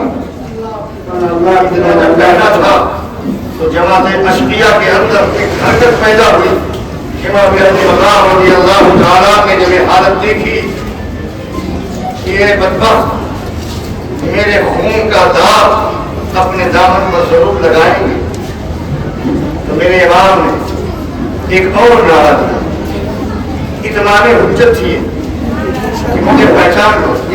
آپ نے اس لیے آپ نے تعارف کیا کہ کل میدان محشر میں کوئی یہ نہ کہہ سکے کہ میں امام حسین کو نہیں پہچانتا تھا، ابن علی کو نہیں پہچانتا تھا، ناصر رسول کو نہیں پہچانتا تھا، اس لیے یہ خطبہ بھی ضروری تھا، ورنہ امام علی مقام کو وہاں کی تعریف و توصیف کی کوئی ضرورت نہیں تھی۔ زمانہ جانتا ہے کہ حسین اعظم نواز رسول ہے، زمانہ جانتا ہے کہ امام حسین جنتی صدر نوجوانوں کے سردار ہیں، زمانہ جانتا ہے کہ حسین اعظم کون ہے، ان کا مقام کیا ہے۔ تعارف کی کوئی ضرورت نہ تھی، مگر اتمام حجت تاکہ کل وہ عرضی نہ پیش کر سکے خدا کی بارگاہ میں کہ مولا میں نہیں پہچانتا تھا اس لیے ان سے لڑائی کر دی۔ تعارف ہو گیا، ادھر سے تیر بھی پھینک دیا گیا اور جنگ کا باقاعدہ آغاز بھی کر دیا گیا، تیر پھینک دیا گیا، جنگ شروع ہو گئی۔ امام نے پھر اس حالت کو دیکھ کر ایک نعرہ دیا میرے امام نے، یہ تھا ہر من مویسی یویسونا۔ اے جماعت اشقیاء میرا تعارف حاصل کر لیے تم لوگ، اب ایک بات اور سن لو، ایک آخری حجت ہے وہ بھی میں قائم کر دیتا ہوں تمہارے درمیان۔ شاید تم جماعت اشقیاء میں سے کل کوئی یہ کہہ دے کہ امام نے صرف تعارف کرایا تھا، ہم سے تعاون اور مدد نہیں مانگی تھی، تعاون اور مدد مانگے ہوتے تو ہم ضرور ان کی مدد کرتے۔ اس لیے امام نے ان کے اس خواہش پر بھی آخری کیل ٹھوک دی اور بہت قائم کر دی، ارشاد فرمایا ہر من مویسی یوسینا، ہے کوئی میرا مددگار جو مدد کے لیے آگے ہے کوئی میرا مددگار جو میری مدد کے لیے آگے بڑھے۔ بار بار نعرہ لگایا میرے امام نے، ایک دو بار نہیں کئی بار نعرہ دیا میرے امام نے، ہر من مویسی یوسینا، ہے کوئی مددگار جو مدد کرے ہماری۔ اس نعرے کا مطلب کوئی نہ سمجھ سکا، صرف ایک ذات تھی اس نعرے کو بخوبی پہچانا۔ یہ نعرہ لگا تو وہی ہو جو 1000 کا دستہ لے کر کوفہ کے قریب 2 منزل پر گھاٹ میں تھے کہ امام آئے تو ان پر نگرانی قائم کروں، اور پھر انہیں کی نگرانی میں ہوتے ہوتے امام آ کے کہاں رکے تھے؟ کربلا۔ حضرت حر کے اسناد خوب سمجھا، ان کے بدن کی حالت بدل گئی، لوگوں نے دیکھا کہ حر کے اندر تبدیلی آ رہی ہے، پوچھا گیا کیا بات ہے ہو؟ تمہیں تو ہم غائب درجہ بہادر سمجھتے تھے، لیکن تمہاری بہادری کہاں گئی؟ تمہارے وجود میں جیسا کب تک اور چہرے پہ آثار ایسے جو نہ گفتہ ہوئے ہیں، کیا ہے تمہاری حالت؟ تو حضرت حر نے کہا کہ میں اس وقت جنت اور جہنم کے بیچ میں کھڑا ہوں۔ جنت اور جہنم کے بیچ میں کھڑا ہوں۔ کس نے کہا؟ لیکن کسی صورت میں جنت کا راستہ چھوڑنے والا نہیں۔ یہاں رکیے تھوڑی دیر کے لیے، تاریخ تو میں بیان نہیں کر رہا ہوں، چلتا رہے گا انشاءاللہ۔ تھوڑا دیر رکیے، کیا فرمایا؟ میں جنت اور جہنم کے درمیان کھڑا ہوں، جنت اور جہنم کے درمیان میں کھڑا ہوں۔ جنت کسے کہا؟ جنت کسے کہا؟ حسین کو کہا۔ اور جہنم جسے کہا؟ جماعت اشقیاء کو۔ پھر بھی بدبختو یزیدیوں کو جنتی کہتے ہو، یزید کو رضی اللہ کہتے ہو، یزید کو بخشا بخشایا کہتے ہو۔ سنو اب یہ بھی مسئلہ میں کلیئر کر دوں، تاریخ سنو نا، تاریخ سننا ہے آپ کو۔ یزید کو بخشا بخشایا آج بھی کہا جانا، کچھ لوگ نعرہ لگا چکے ہیں، جن کا کام چیڑ پھاڑ تھا وہ دن کا کام کرنا شروع کر دیے، جن کا کام چیڑ پھاڑ تھا، نفس پکڑ کے دوا دینی تھی، آلہ لگا کے بدن کی حرکت ناپنا تھا، اب انہوں نے دن کا کام کرنا شروع کر دیا۔ یزید کو رضی اللہ کہتے ہیں۔ یزیدی لشکر کو کس نے؟ حر نے کہا، کیا کہا؟ جہنم۔ حسینی خیمے کو جنت کہا، میں درمیان میں ہوں جنت و جہنم کے، مگر جنت کا راستہ کبھی نہیں چھوڑوں گا۔ آج سے 1400 سال پہلے حضرت حر نے فیصلہ کر دیا یزیدی جہنمی ہے۔ تم تحقیق کر رہے ہو یزید جنتی ہے۔ سنو، اس حدیث کا تم سہارا لیتے ہو، اس حدیث کی ہندی کی زندگی میں ایک حدیث ہے، میرے آقا صلی اللہ علیہ وسلم نے ارشاد فرمایا، اول جیش من امتی یکون مدینہ قیصر مغفور لہ۔ ایک حدیث ہے، میرے آقا نے فرمایا شہر قسطنطنیہ، قیصر کے شہر شہر قسطنطنیہ پر جو سب سے پہلا لشکر حملہ کرے گا وہ بخشا بخشا۔ یہ بدماش یزید کے بارے میں کہتے ہیں کہ یہ یزید سب سے پہلا حملہ کرنے والا ہے، جو تاریخ کے حوالے سے بالکل غیر سراسر غلط بناؤ میں۔ کیسے؟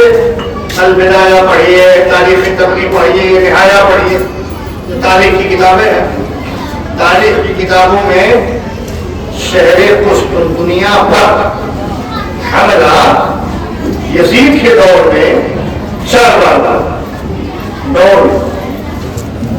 کون سا سن؟ سن 50 ہجری میں،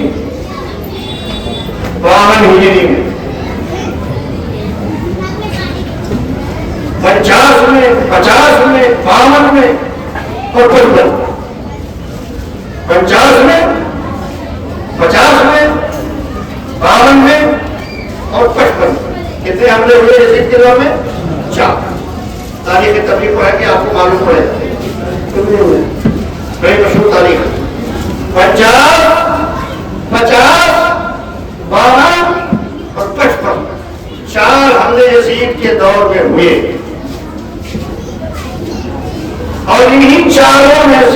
کسی ایک میں یا تو وہ شریک تھا یا کسی ایک کا وہ سپہ سالار تھا۔ اب سوال یہ پیدا ہوتا ہے کہ کیا یہ 49 پہلا حملہ تھا؟ کیسے 50 یہ پہلا تھا، 52 یہ پہلا تھا، یا 55 پہلا تھا؟ یزید کے دور میں 4 حملے، لیکن اس سے پہلے حملہ شہر قسطنطنیہ پر ہو چکا ہے۔ کس کے دور میں؟ حضرت ایوب انصاری رضی اللہ تعالیٰ صاحب رسول کے دور میں۔ عبد الرحمن بن خالد بن ولید جس کے سپہ سالار عبد الرحمن بن خالد بن ولید جس لشکر کے سپہ سالار تھے، اور اس سپہ سالاری والے جنگ میں حضرت ایوب انصاری محفظ والے رسول شامل تھے، اور وہ جنگ پہلے ہو چکی تھی۔ اب دیکھو انتقال کب ہوا حضرت عبد الرحمن بن خالد بن ولید کا؟ حضرت عبد الرحمن بن خالد بن ولید کا انتقال کب ہوا؟ سن 46 یا 47 میں۔ تو انتقال کے بعد کوئی حملہ کریں گے نہیں، انتقال سے پہلے بھی حملہ ہوا ہوگا، کوئی آدمی انتقال کے بعد حملہ کرتا۔ حضرت عبد الرحمن بن خالد بن ولید کا انتقال کب ہوا؟ 46 ہجری میں یا 47 ہجری میں، اور اس سے پہلے حضرت عبد الرحمن نے حملہ کیا تھا شہر قسطنطنیہ پر۔ تو اول جیش کون ہوا؟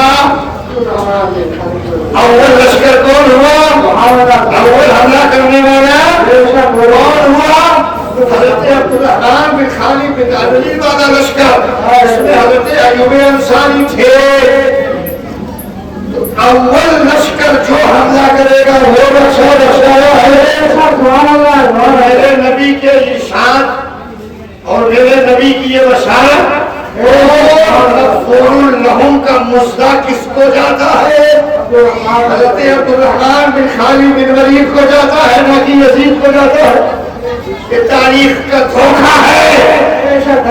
اس حدیث کا سہارا لے کر یزید کو بخشا کہا جا رہا ہے۔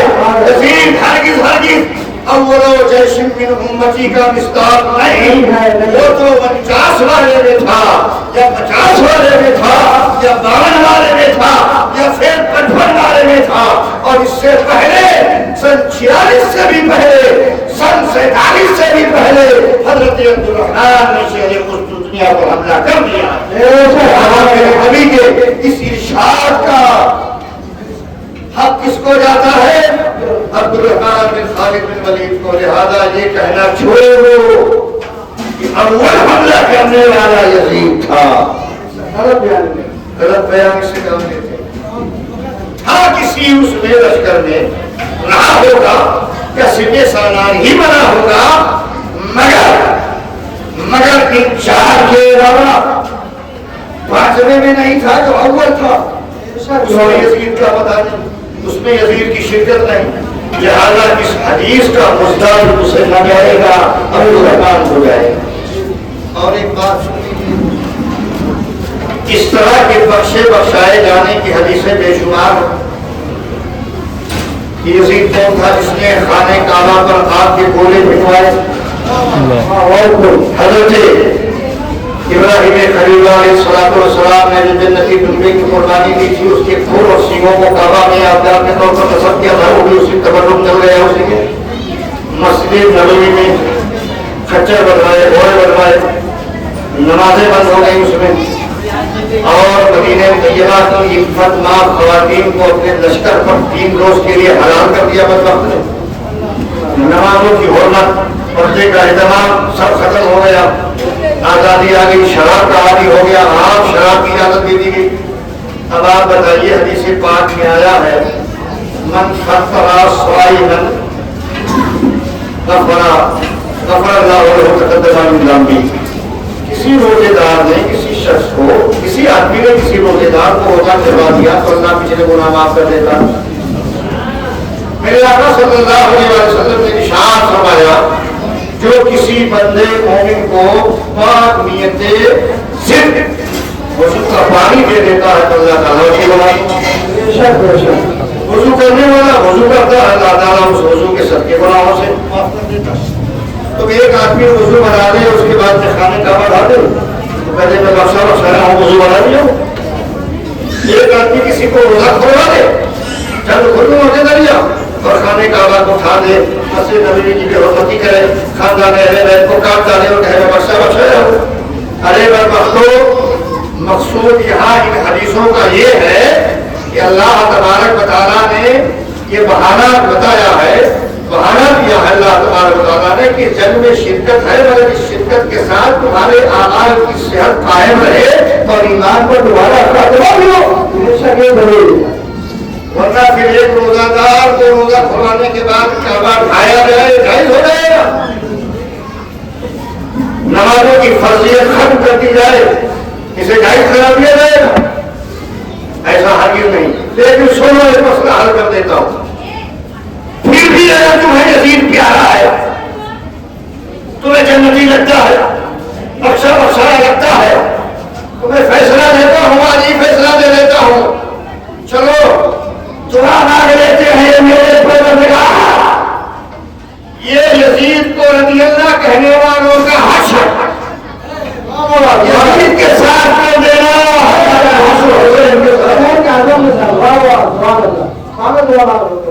یہ یزیدی ہمیشہ یزیدیوں کا منہ گاتے رہے ہیں، گانے ہوئے ہیں، لیکن سچائی یہ ہے میرا امام برحق ہے، روشنی میں اس حدیث کی روشنی میں بھی یزید بخشا بخشایا نہ ہوا اور یزیدی لشکر کو اس دور میں حضرت حر نے کلیئر کر دیا اور فرمایا میں جنت اور جہنم کے درمیان کھڑا ہوں، فیصلہ ہو رہا ہے جنتی ہونے کا جہنمی ہونے کا، وہی کربلا میں فیصلہ ہو رہا ہے کہ حضرت حر فرماتے ہیں اے لوگوں سنو، میں جنت اور جہنم کے درمیان کھڑا ہوں اور میں ہرگز اپنے ہاتھ سے جنت نہ جانے دوں گا، بلکہ امام کے طرف اور کہا امام کیا میری خطا معاف ہو سکتی ہے؟ حضرت حر نے کہا امام کیا میری خطا معاف ہو سکتی ہے؟ میں وہی بدنصیب ہوں جس نے آپ کا راستہ روکا، میں وہی ہوں جس نے آپ کو نہر فرات کے قریب نہیں جانے دیا، میں وہی ہوں جس نے آپ کی شرطوں کو نہیں مانا، میں وہی ہوں جو آپ کے معروضات کو تسلیم نہیں کیا، میں وہی ہوں جو آپ کے دائیں بائیں آگے پیچھے چلتا رہا، میں وہی ہوں جو آپ کی نقل و حرکت پر نگاہ رکھتا رہا اور دشمن کا ساتھ دیتا رہا۔ ہم سے خطا ہو گئی، غلطی ہو گئی اور ایک معمولی امید لگائے ہوئے تھا یہ جماعت اشعیاء ضرور آپ کے شرائط میں سے کوئی نہ کوئی شرط مان دیں گے اور آپ سے جنگ نہ کریں گے، مگر اب تو جنگ کی ابتدا ہو چکی ہے، صورتحال دیکھتا ہوں یہ اشعیاء دنیا کی لالچ میں، حکومت کی لالچ میں ضرور آپ کا خون بہائیں گے۔ اے میرے امام کیا میری خطا معاف ہو سکتی ہے؟ سخی ابن سخی کا فرمان سنو، ابن علی کا فرمان سنو، اشارہ فرماتے ہیں انتا حر من النار، سبحان اللہ سبحان اللہ سبحان اللہ، امام فرماتے ہیں ہو تم جہنم سے آزاد ہو، سبحان اللہ سبحان اللہ، کیا فرمایا؟ جہنم سے آزاد۔ کہنا کیا چاہیے تمہاری خطا معاف، کہنا کیا چاہیے تھا اے حر تمہاری خطا معاف، میں نے معاف کیا، لیکن کیا فرمایا انتا حر اے حر تو جہنم سے آزاد ہے، کیا مطلب؟ جنت کی سرٹیفکیٹ، میرا امام جو مالک جنت ہے وہ کربلا میں جنت والا ہے،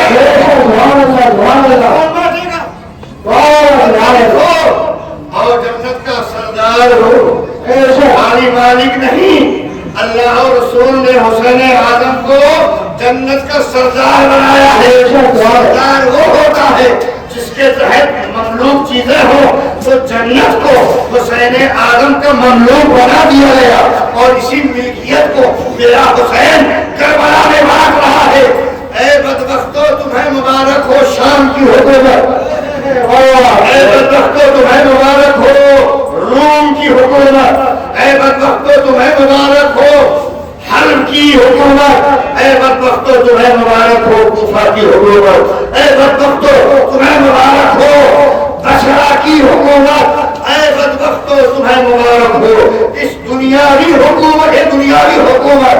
میرا امام تو مالک جنت بن چکا ہے، بن چکا ہو، اور جواب ہے کہ امام اقتدار کے لیے گئے تھے، منصب کے لیے گئے تھے، اے بدبختو جو میرا امام جنت کا مالک بن چکا ہو، وہ جنت مانگ رہا ہو، اسے دنیاوی اقتدار کی کیا ضرورت ہے، اسے دنیاوی مملکت کی کیا ضرورت ہے؟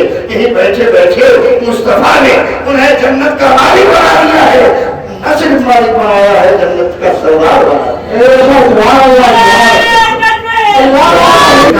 لشکر حسینی کے بعد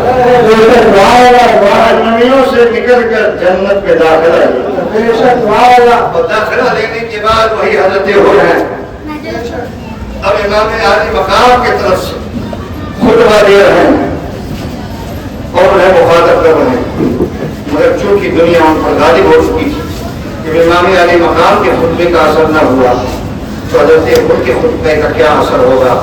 اس گئے لشکر اعلیٰ میں حضرت رضی اللہ تعالیٰ، اور انہوں نے اپنی بہادری اور جانشانی کا ایسا ثبوت دیا کہ آج دنیا تاریخ مرتب کی کر رہی ہے کہ جس بہادری سے حضرت رضی اللہ تعالیٰ نے کربلا میں یزیدیوں سے لڑائی کی، وہ ایک تاریخ بن کر کے امام حسین کے غلاموں نے ان کا نام روشن کر دیا ہے، نام روشن کر دیا ہے۔ حل تو یہ ہے اور دیگر امام کے ساتھیوں کے مدارات پر یہ اہل بیت کرنے والے نہیں جاتے، صرف اہل بیت کے قبروں پر جاتے ہیں، لیکن حضرت حر کی ذات ایسی ہے کہ یہاں بھی یہ لوگ حاضری دیتے۔ میں گیا تھا کعبہ معظہ اور وہاں حاضری کی سعادت حاصل کی میں نے، کوفہ گیا، بصرہ گیا، کربلا گیا، تو جب کربلا میں پہنچا تو جہاں یہ شیعان علی اہل بیت اطہار کے مزارات پر حاضری دیتے ہیں، انہیں رضی اللہ تعالیٰ کے طور پر بھی حاضری دیتے ہیں۔ کیا چلا؟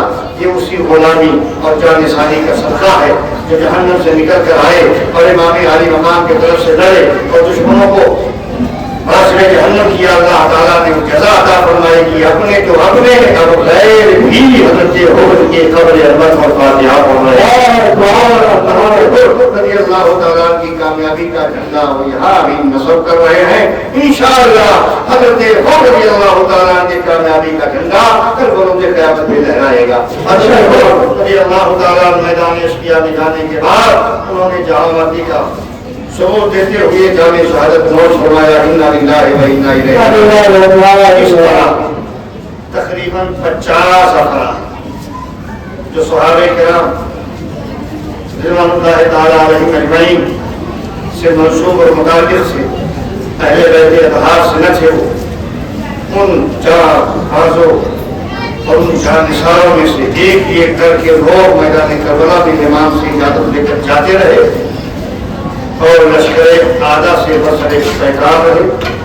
رسم کا میدان لڑائی اور جنگ مکمل باضابطہ چل گیا، ادھر سے بہادر آتا، ادھر سے جانباز جاتا، دونوں کا مقابلہ ہوتا، کبھی ایک دستی کبھی دو دستی،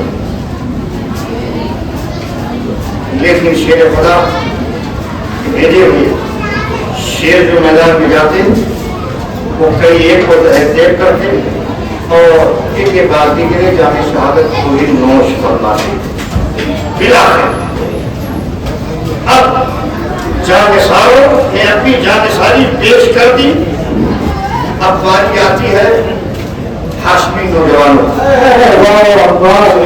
50 میں سے ہر ایک کی اگر تفصیل توضیح بیان کی جائے تو کافی مطلب جائے گا۔ ہاشمی نوجوانوں جو اہل بیت اطہار سے تھے، ایک یہ بات دیگرے آتے رہے، اس میں عبداللہ کربی بھی ہے، حضرت بریر بن حضیر بھی ہے، حضرت کربی بھی ہے، اس طرح سے حضرت نیس بھی ہے جو پہلے شہادت جامع شہادت نوش فرمائی ہے، بہت سارے احباب حضرت حر کی بھی حضرت حر بھی شامل ہے۔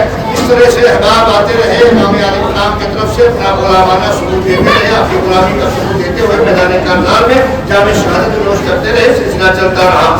جب سارے کے سارے لوگ جو غیر اہل بیت تھے اب جام شہادت نوش کر چکے تو حضرت قاسم رضی اللہ تعالیٰ میدان میں.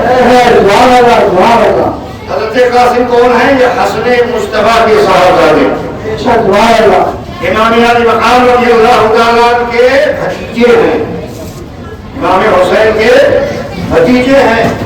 حسن مصطفیٰ کے شہزادے حضرت قاسم رضی اللہ تعالیٰ آئے امام کی بارگاہ میں عرضی پیش کی. امام جانے سالوں میں سے ایک بات دیگر سارے کے سارے لوگ راہ خدا میں اپنی جان دے چکے ہیں, دشمنوں کا مقابلہ کر چکے ہیں, اب آپ مجھے اجازت عطا فرمائیں.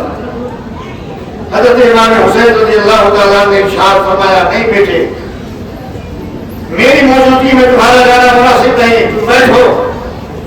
بھتیجا تھا, بیٹا تھا, ضد کر بیٹھا, نہیں ابا حضور, میرے ہوتے ہوئے ہرگز آپ نہیں, مجھے اجازت پر مت فرمائیں. امام علی مقام رضی اللہ تعالیٰ نے حضرت قاسم رضی اللہ تعالیٰ کو بدلے کا راستہ اجازت پر مت فرمائی. حضرت قاسم رضی اللہ تعالیٰ آئے میدان میں. جب ہاشمی نوجوانوں کی باری آئی تو لشکر اعلیٰ میں لوگوں نے نامی گرامی پہلوان چھانٹ کے الگ رکھے تھے. حضرت قاسم کے مقابلے میں ابن سعد نے ایک نامی گرامی پہلوان ارزق رکھا تھا. ارزق, اس کی تاریخ سنے تھوڑا سا, بیان تو ہر ایک کے حل پر ہو سکتا ہے مگر میں وقت کم پا رہا ہوں, وقت دے رہا ہوں. ارزق نامی پہلوان ایسا پہلوان تھا کہ چمڑے پر بیٹھ جانا تھا اور چار پہلوان مل کر اسے کھینچتے تھے. چمڑا ٹکڑے ٹکڑے ہو جاتا تھا, مگر ایک تس سے بس. اتنا نامی گرام, اتنا قوی حیدر, اتنا مضبوط, اتنا توانا, اتنا بدنی پہلوان. ارزق کی طرف اشارہ ہوا, ابن سعد نے کہا ارزق, ہاشمی نوجوان آیا, جاؤ تم اس کے میدان میں. حضرت قاسم رضی اللہ تعالیٰ کے مقابل میں آنے کے لیے ارزق تیار نہ ہوا اور بڑے غرور سے منہ میں چھاگ لیتے ہوئے کہا, بگاڑتے ہوئے کہا, میرے 4 بیٹوں میں سے ایک بیٹے کو بھیج, ابھی ان کا دام تمام کر دیتا. ارزق کا پہلا بیٹا آیا میدان کارزار میں اور امام علی مقام رضی اللہ تعالیٰ کے روبرو ہوا, اور امام قاسم رضی اللہ تعالیٰ کے مقابل ہوا. حضرت قاسم رضی اللہ تعالیٰ نے اسے ایک بار بھی موقع نہیں دیا حملہ کرنے کا, ایک موقع بھی نہیں دیا ایک وار کرنے کا. امام علی مقام رضی اللہ تعالیٰ کے بھتیجے کی تلوار چمکتی ہے اور وہ تہذیب اپنے بھائی کو قتل ہوتا ہوا دیکھ کر دوسرا بھائی ریس میں پھر بھاگتا ہے, آتا ہے میدان میں. حضرت قاسم رضی اللہ تعالیٰ اسے بھی تہذیب, تیسرا آتا ہے اسے بھی تہذیب, چوتھا آتا ہے اسے بھی تہذیب. 4 بیٹے ارزق کے آتے رہے اور کھیرے ککڑی کی طرح کٹتے رہے. ارزق جو پہلے امام کے مقابل میں آنے کے لیے اپنی توہین سمجھتا تھا, اب ہاتھی کی طرح جھومتا ہوا, شیر کی طرح دہاتا ہوا میدان میں آتا.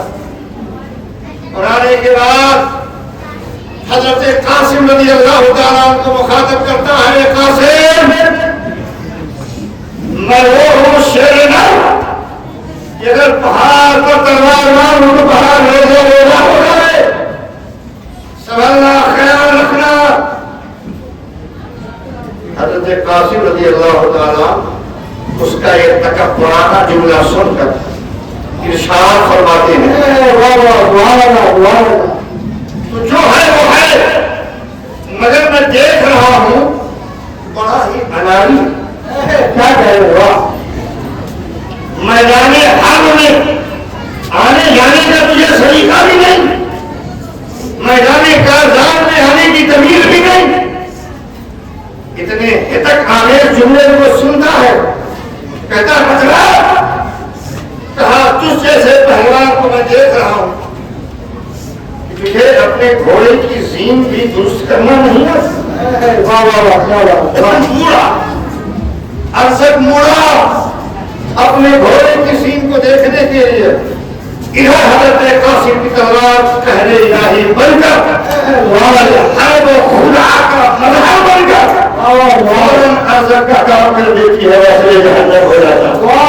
آپ کہہ سکتے ہیں یہ تو دھوکہ ہے، یہ تو دھوکہ ہے، تو حرب میں دھوکہ نہیں ہوتا۔ آدمی دیکھتا ہے چہرے پہ تلوار مارتا ہے پاؤں پہ، آدمی کی نگاہ ہوتی ہے کمر پر تلوار چلا دیتا ہے گردن پر۔ حرب دھوکے ہی کرنا، کوئی بتا کر مارتا ہے کہ گردن بچانا نہ پاؤ، کوئی یہ کہتا ہے سینہ بچانا نہ پاؤ، کوئی یہ کہے گا کہ کمر بچانا نہ پاؤ، کوئی یہ کہے گا اپنا پاؤں بچانا نہ پاؤ۔ حرب خدا ہی کا نام ہے۔ مڑا اور مڑنے کے بعد جیسے ہی اپنی سین کی طرف نگاہ ڈالی، حضرت قاسم کی تلوار اٹھتی ہے، اسے بس میں جہنم کرتے ہیں۔ اور پھر امام عالی مقام رضی اللہ تعالیٰ کی بارگاہ میں حاضری دیتے ہیں، کہتے ہیں عرض کرتے ہیں امام چند قطرات پانی مجھے عطا فرمائے، ابھی دشمنوں کا میں پورا کام کر دیتا ہوں، لیکن وہاں پانی کہاں؟ تسلی دیتے ہیں ماں، کہتے ہیں بیٹا جاؤ راہ خدا سے شہید ہو اور جامع کوثر پر ساتھی کوثر تمہارا انتظار کر رہے ہیں، جاؤ جامع کوثر تمہارا انتظار کر رہا ہے۔ امام علی مقام رضی اللہ تعالیٰ کی تسلی آمیز جملے سننے کے بعد اپنے قاضی سے پڑھتے دشمن لشکر کے طرف، لشکر اعلیٰ کے طرف، اور اس طرح سے جب پہلوان اور اس کے 4 بیٹے تہے تیز ہو گئے تو ادھر ان لوگوں نے سوچا کہ اس ہاشمی نوجوان کا مقابلہ اس طرح سے ممکن نہیں، چنانچہ دستہ بناؤ، اور یہی کیا ہے یزیدیوں نے ہر ایک کے ساتھ، چاہے حضرت قاسم ہو یا علی اکبر ہو یا علی اصغر ہو یا امام علی مقام ہو یا پھر اس کے ساتھ ساتھ حضرت زینب کے شہزادگان ہوں یا حضرت عباس، سب کے ساتھ ہر ہاشمی نوجوان کے ساتھ انہوں نے وہی مکر اپنایا ہے۔ ادھر مشورہ کیا، ادھر وہ گئے امام سے دعائیں لینے کے لیے، ادھر ہی لوگوں نے مشورہ کیا کہ ہاشمی نوجوان ایک ہی بار میں 5 نامی گرامی پہلوانوں کو ختم کر چکا، 4 بیٹے کام آ گئے، 1 ارزن کام آ گیا، اب یہ نوجوان ایک کا دکا ہاتھ میں آنے والا نہیں، ایک کا دکا لڑائی سے کام نہیں بننے والا، چلو تیر انداز کچھ تیار ہو جاؤ، اس تلوار لینے والے، نیزہ چلانے والے جماعت تیار ہو گئی، اور ایک باہر کی حملہ ہو، نیزے ایک ساتھ چلیں، تیر ایک ساتھ پھینکے جائیں، تلواریں بھی ایک ساتھ چلیں، اور اس جوان کو گھیرے میں لیا جائے۔ امام علی مقام رضی اللہ تعالیٰ کے بھتیجے کے لیے اب لشکر اعلیٰ میں سے تیر انداز بھی، نیزہ باز بھی اور تلوار چلانے والے ایک ساتھ اپنا کام کرنا شروع کرتے ہیں، اور حضرت قاسم رضی اللہ تعالیٰ کو ایک ساتھ ان پر حملہ آور ہوتے ہیں۔ حضرت قاسم رضی اللہ تعالیٰ لشکر اعلیٰ میں گرتے ہیں، لیکن ان کے ان سواروں کے درمیان سے گزر ہو کر خود حضرت قاسم رضی اللہ تعالیٰ اس سپاہیوں کے لشکر کے داخلہ لے لیتے ہیں جو اجتماعی طور پر منجمد تھی، اس میں سے لوگ نکل کر آ رہے تھے، آپ نے اس میں داخلہ لے لیا اور اس میں ہلچل مچائی، اور یہ حقہ کی مقصد ہے ابن سعد نے آواز لگائی، اے بدبختو، تم ایک جوان کا مقابلہ نہیں کر پا رہے، ایک ساتھ حملہ کرو، میں فلاں کو فلاں کی حکومت دلاؤں گا، فلاں کو فلاں انعام دلاؤں گا، حوصلہ دلاتا ہے۔ اب پورا لشکر حضرت قاسم کے مقابل میں ہوتا ہے، حضرت قاسم کبھی میمنہ پر حملہ، کبھی میسرہ پر، کبھی کرنے لشکر میں دائیں بائیں آگے پیچھے بارے قاسم رضی اللہ تعالیٰ مسلسل بار پر بار کرتے جا رہے ہیں، تلوار چل رہی ہے، گردنیں اچھل رہی ہیں، یہاں تک کہ ظاہر سی بات ہے جواب اتنی لمبی بھیڑ کے ساتھ کب تک لڑتا رہے گا۔ امام علی مقام رضی اللہ تعالیٰ کے بھتیجے اپنی جانبازی بہادری دکھاتے ہوئے بالآخر حضرت قاسم رضی اللہ تعالیٰ بھی شہید ہو جاتے ہیں۔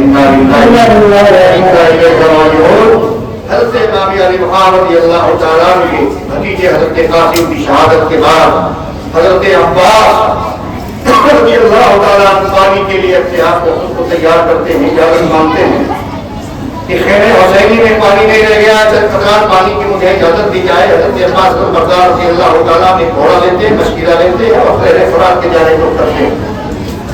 آگے ایسے لوگوں نے وہاں بھی پہلا بٹھا کے رکھا تھا، آپ جاتے ہیں مشکیزے سے پانی بھرتے ہیں، پانی بھرنے کے بعد ایک چلو پانی لیتے ہیں اور اپنے منہ کے قریب لاتے ہیں کہ میں بھی پی لوں، میں بھی پیاسا ہوں۔ لیکن جیسے ہی چلو میں پانی لے کر اپنے منہ کے قریب کرتے ہیں، خیمے کے چھوٹے بچوں علی اصغر، علی اکبر کی پیاس، سکینہ کی پیاس، شہربانوں کی پیاس، دیگر اہل خیمہ کی پیاس انہیں یاد آ جاتی ہے اور وہ پانی چھوڑ دیتے ہیں، مشکلہ لیتے ہیں، گھوڑے پر سوار ہوتے ہیں، سوار ہونے کے بعد روانہ ہوتے ہیں تاکہ خیمے تک پانی پہنچا سکوں۔ مگر چونکہ اللہ کو منظور نہ تھا کہ پانی خیمہ حسینی تک پہنچے، میں یہاں رک کر ایک بات یہ بھی کہنا چاہوں گا، یہ کہ نبی کے گھرانے والے حدیث پاک میں میرے آقا نے فرمایا المرء ما يحب لنفسه يحب لأخيه لغیره۔ میرے آقا فرماتے ہیں مومنی کی شان یہ ہے، شان مومن یہ ہے جو اپنے نفس کے لیے پسند کرے وہی غیر کے لیے پسند کرے۔ پانی لیا آپ نے، اپنے لیے پینا پسند کیا، فوراً سکینہ کی پیاس یاد آئی، چھوڑ دیا، کہا نہیں پہلے میں سکینہ کو پانی پلاؤں گا، شہربانوں کو پانی پلاؤں گا، علی اصغر کو پلاؤں گا، علی اکبر کو پلاؤں گا، پھر پانی پیوں گا۔ پانی چھوڑ دیا، مشکلہ لیا لے کر نکل پڑے۔ آخر کار راستے میں گھیرا گیا، آپ کو لڑتے مارتے کرتے پانی لے کر آگے بڑھتے جا رہے ہیں۔ دشمن نے وہ وعدہ کیا، شور مچایا کہ لشکر حسینی تک پانی کا ایک قطرہ بھی نہیں پہنچنا چاہیے۔ لشکر نے حملہ کیا، حضرت عباس بردار رضی اللہ تعالیٰ عنہ کی ایک بازو کو شہید کر دیا جاتا، دوسرے ہاتھ میں تلوار لیتے ہیں، لڑتے ہیں، اس بازو کو بھی طلب کر دیا جاتا ہے۔ دانتوں سے ہاتھ پکڑتے ہیں، مشکلہ پکڑتے ہیں، آگے بڑھتے ہیں، یہاں تک کہ بدبختوں میں سے ایک شخص کا تیر لگتا ہے مشکلے میں، مشکلے کا سارا پانی بہ جاتا ہے۔ لڑتے مارتے لڑتے حضرت عباس بردار آگے بڑھتے جاتے ہیں، لشکر یادہ گھیر کر آپ کو بھی اس راہ میں شہید کر دیتے ہیں۔ اللہ تعالیٰ نے دیکھا تو اسے موقع پر فرمایا الآن انکسر ظہری، اب میری کمر ٹوٹ گئی۔ حضرت گرامی حضرت عباس بردار رضی اللہ تعالیٰ کی شہادت کے بعد حضرت علی اکبر رضی اللہ تعالیٰ جو خود امام علی مقام رضی اللہ تعالیٰ کی نور نظر ہے، صاحبزادے ہیں، وہ اجازت طلب کرتے ہیں، مجھے اجازت محمد فرمائے۔ علی اکبر رضی اللہ تعالیٰ کے تعلق سے نام فرماتے ہیں، اے شہزادے میرے بیٹے، میرے نظر پورے نظر، میں کس بات کی اجازت دوں آپ کو؟ کیا شیروں سے چھلے ہونے کے لیے اجازت دوں؟ کیا گردن پر تلوار کھانے کے لیے اجازت دوں؟ کیا میں تجھے زمین پر لیٹتا ہوا دیکھنا پسند کروں؟ نہیں بیٹے، تم نہ جاؤ، میں تیار ہوتا ہوں، میں جاتا ہوں لشکر اعلیٰ کی طرف۔ چنانچہ حضرت علی اکبر رضی اللہ تعالیٰ پذیر ہوتے نہیں حضور مجھے آپ کی عادت پر عمل فرمائے۔ امام علی مقام رضی اللہ تعالیٰ انہیں بھی بدلی نخواستہ اجازت پر عمل فرماتے ہیں۔ حضرت علی اکبر رضی اللہ تعالیٰ خود کو تیار کرتے ہیں، گھوڑے پر سوار ہوتے ہیں، تلوار حمایت کرتے ہیں، آتے ہیں میدان میں اور ایک رجز کا شعر پڑھتے ہیں، رجز کا شعر پڑھتے ہیں، انا علی ابن حسین، میں حسین کا بیٹا ہوں جو علی کے بیٹے ہیں، اور نبی کریم صلی اللہ علیہ وسلم سے قرابت کا رشتہ رکھتے ہیں۔ رضیہ اشعار پڑھتے ہیں۔ حضرت علی اکبر رضی اللہ تعالیٰ کے مقابل میں بھی ان بدبختوں نے کچھ پہلوانوں کو محفوظ کر رکھا تھا۔ انہیں پہلوانوں میں سے یمن کا بھی تھا، روم کا بھی تھا اور ساتھ ہی ساتھ شام کا بھی تھا۔ اس طرح سے بسرا بن غالب ایک مشہور پہلوان تھا، اسی میں طفیل بھی تھا، اسی میں سہیل بھی تھا۔ اس طرح کے مشہور جانباز کو محفوظ کر کے رکھا گیا تھا. ایک کے بعد دیگرے ان لوگوں کو بھیجا گیا. حضرت علی اکبر رضی اللہ تعالیٰ نے ایک ایک کر کو سب کو واصل جہنم کیا اور امام علی مقام کی خدمت میں حاضر ہوئے. یا بتا العطش کا نعرہ دیا. امام علی مقام رضی اللہ تعالیٰ نے انگوٹھی نکالی اور نکالنے کے بعد ان کے منہ میں دی. کہا بیٹے جاؤ یہ انگوٹھی لو, شاید تمہاری پیاس میں کچھ معالج ثابت ہو, اور اپنے آپ کو راہ خدا میں قربان کرو. جامع کوثر لیے ہوئے نانا جان تمہارا انتظار فرما رہے ہیں. آئے امام علی مقام رضی اللہ تعالیٰ کے نور نظر حضرت علی اکبر رضی اللہ تعالیٰ میدان کربلا میں لشکر اعظم کے مقابلے اور ان 10 بدبختوں کے مقابلے میں آنے کے بعد آپ نے خود ہی ان لوگوں کے لشکر میں دائیں بائیں حملہ کیا. ان بدبختوں نے اجتماعی طور پر حملہ کرتے ہوئے بالآخر حضرت علی اکبر رضی اللہ تعالیٰ کو بھی شہید کر دیا. انہوں نے بھی جامع شہادت نوش کر لی. حضرت علی اکبر بچے. امام علی مقام انہیں اپنے گود میں لیتے ہیں. گود میں لینے کے بعد لشکر اعظم کو مخاطب کرتے ہیں. اے بدبختو سنو, اگر میرا جھگڑا ہے, تمہارا جھگڑا ہے تو مجھ سے ہے. اگر کچھ بگاڑا ہوگا میں نے تو تمہارا میں نے بگاڑا ہوگا. اس معصوم بچے نے کچھ نہیں بگاڑا ہے. اس بچے کو دیکھو, شیر خار بچہ ہے, ماں کے سینے سے دودھ خوش ہو چکا ہے, خیمے میں پانی کا وجود نہیں ہے. یہ میرا بیٹا پیاس سے تڑپ رہا ہے, اس کے لیے چند قطرات پانی دے دو. چنانچہ ابھی پانی کا سوال ہوا تھا, سے ہر بڑا بدبخت رنی کا تیر سنسناتا ہوا آتا ہے اور حلقوم علی اصغر کو چھیدتا ہوا پار کر جاتا ہے. امام علی مقام کے بازو میں بے بس ہو جاتا ہے.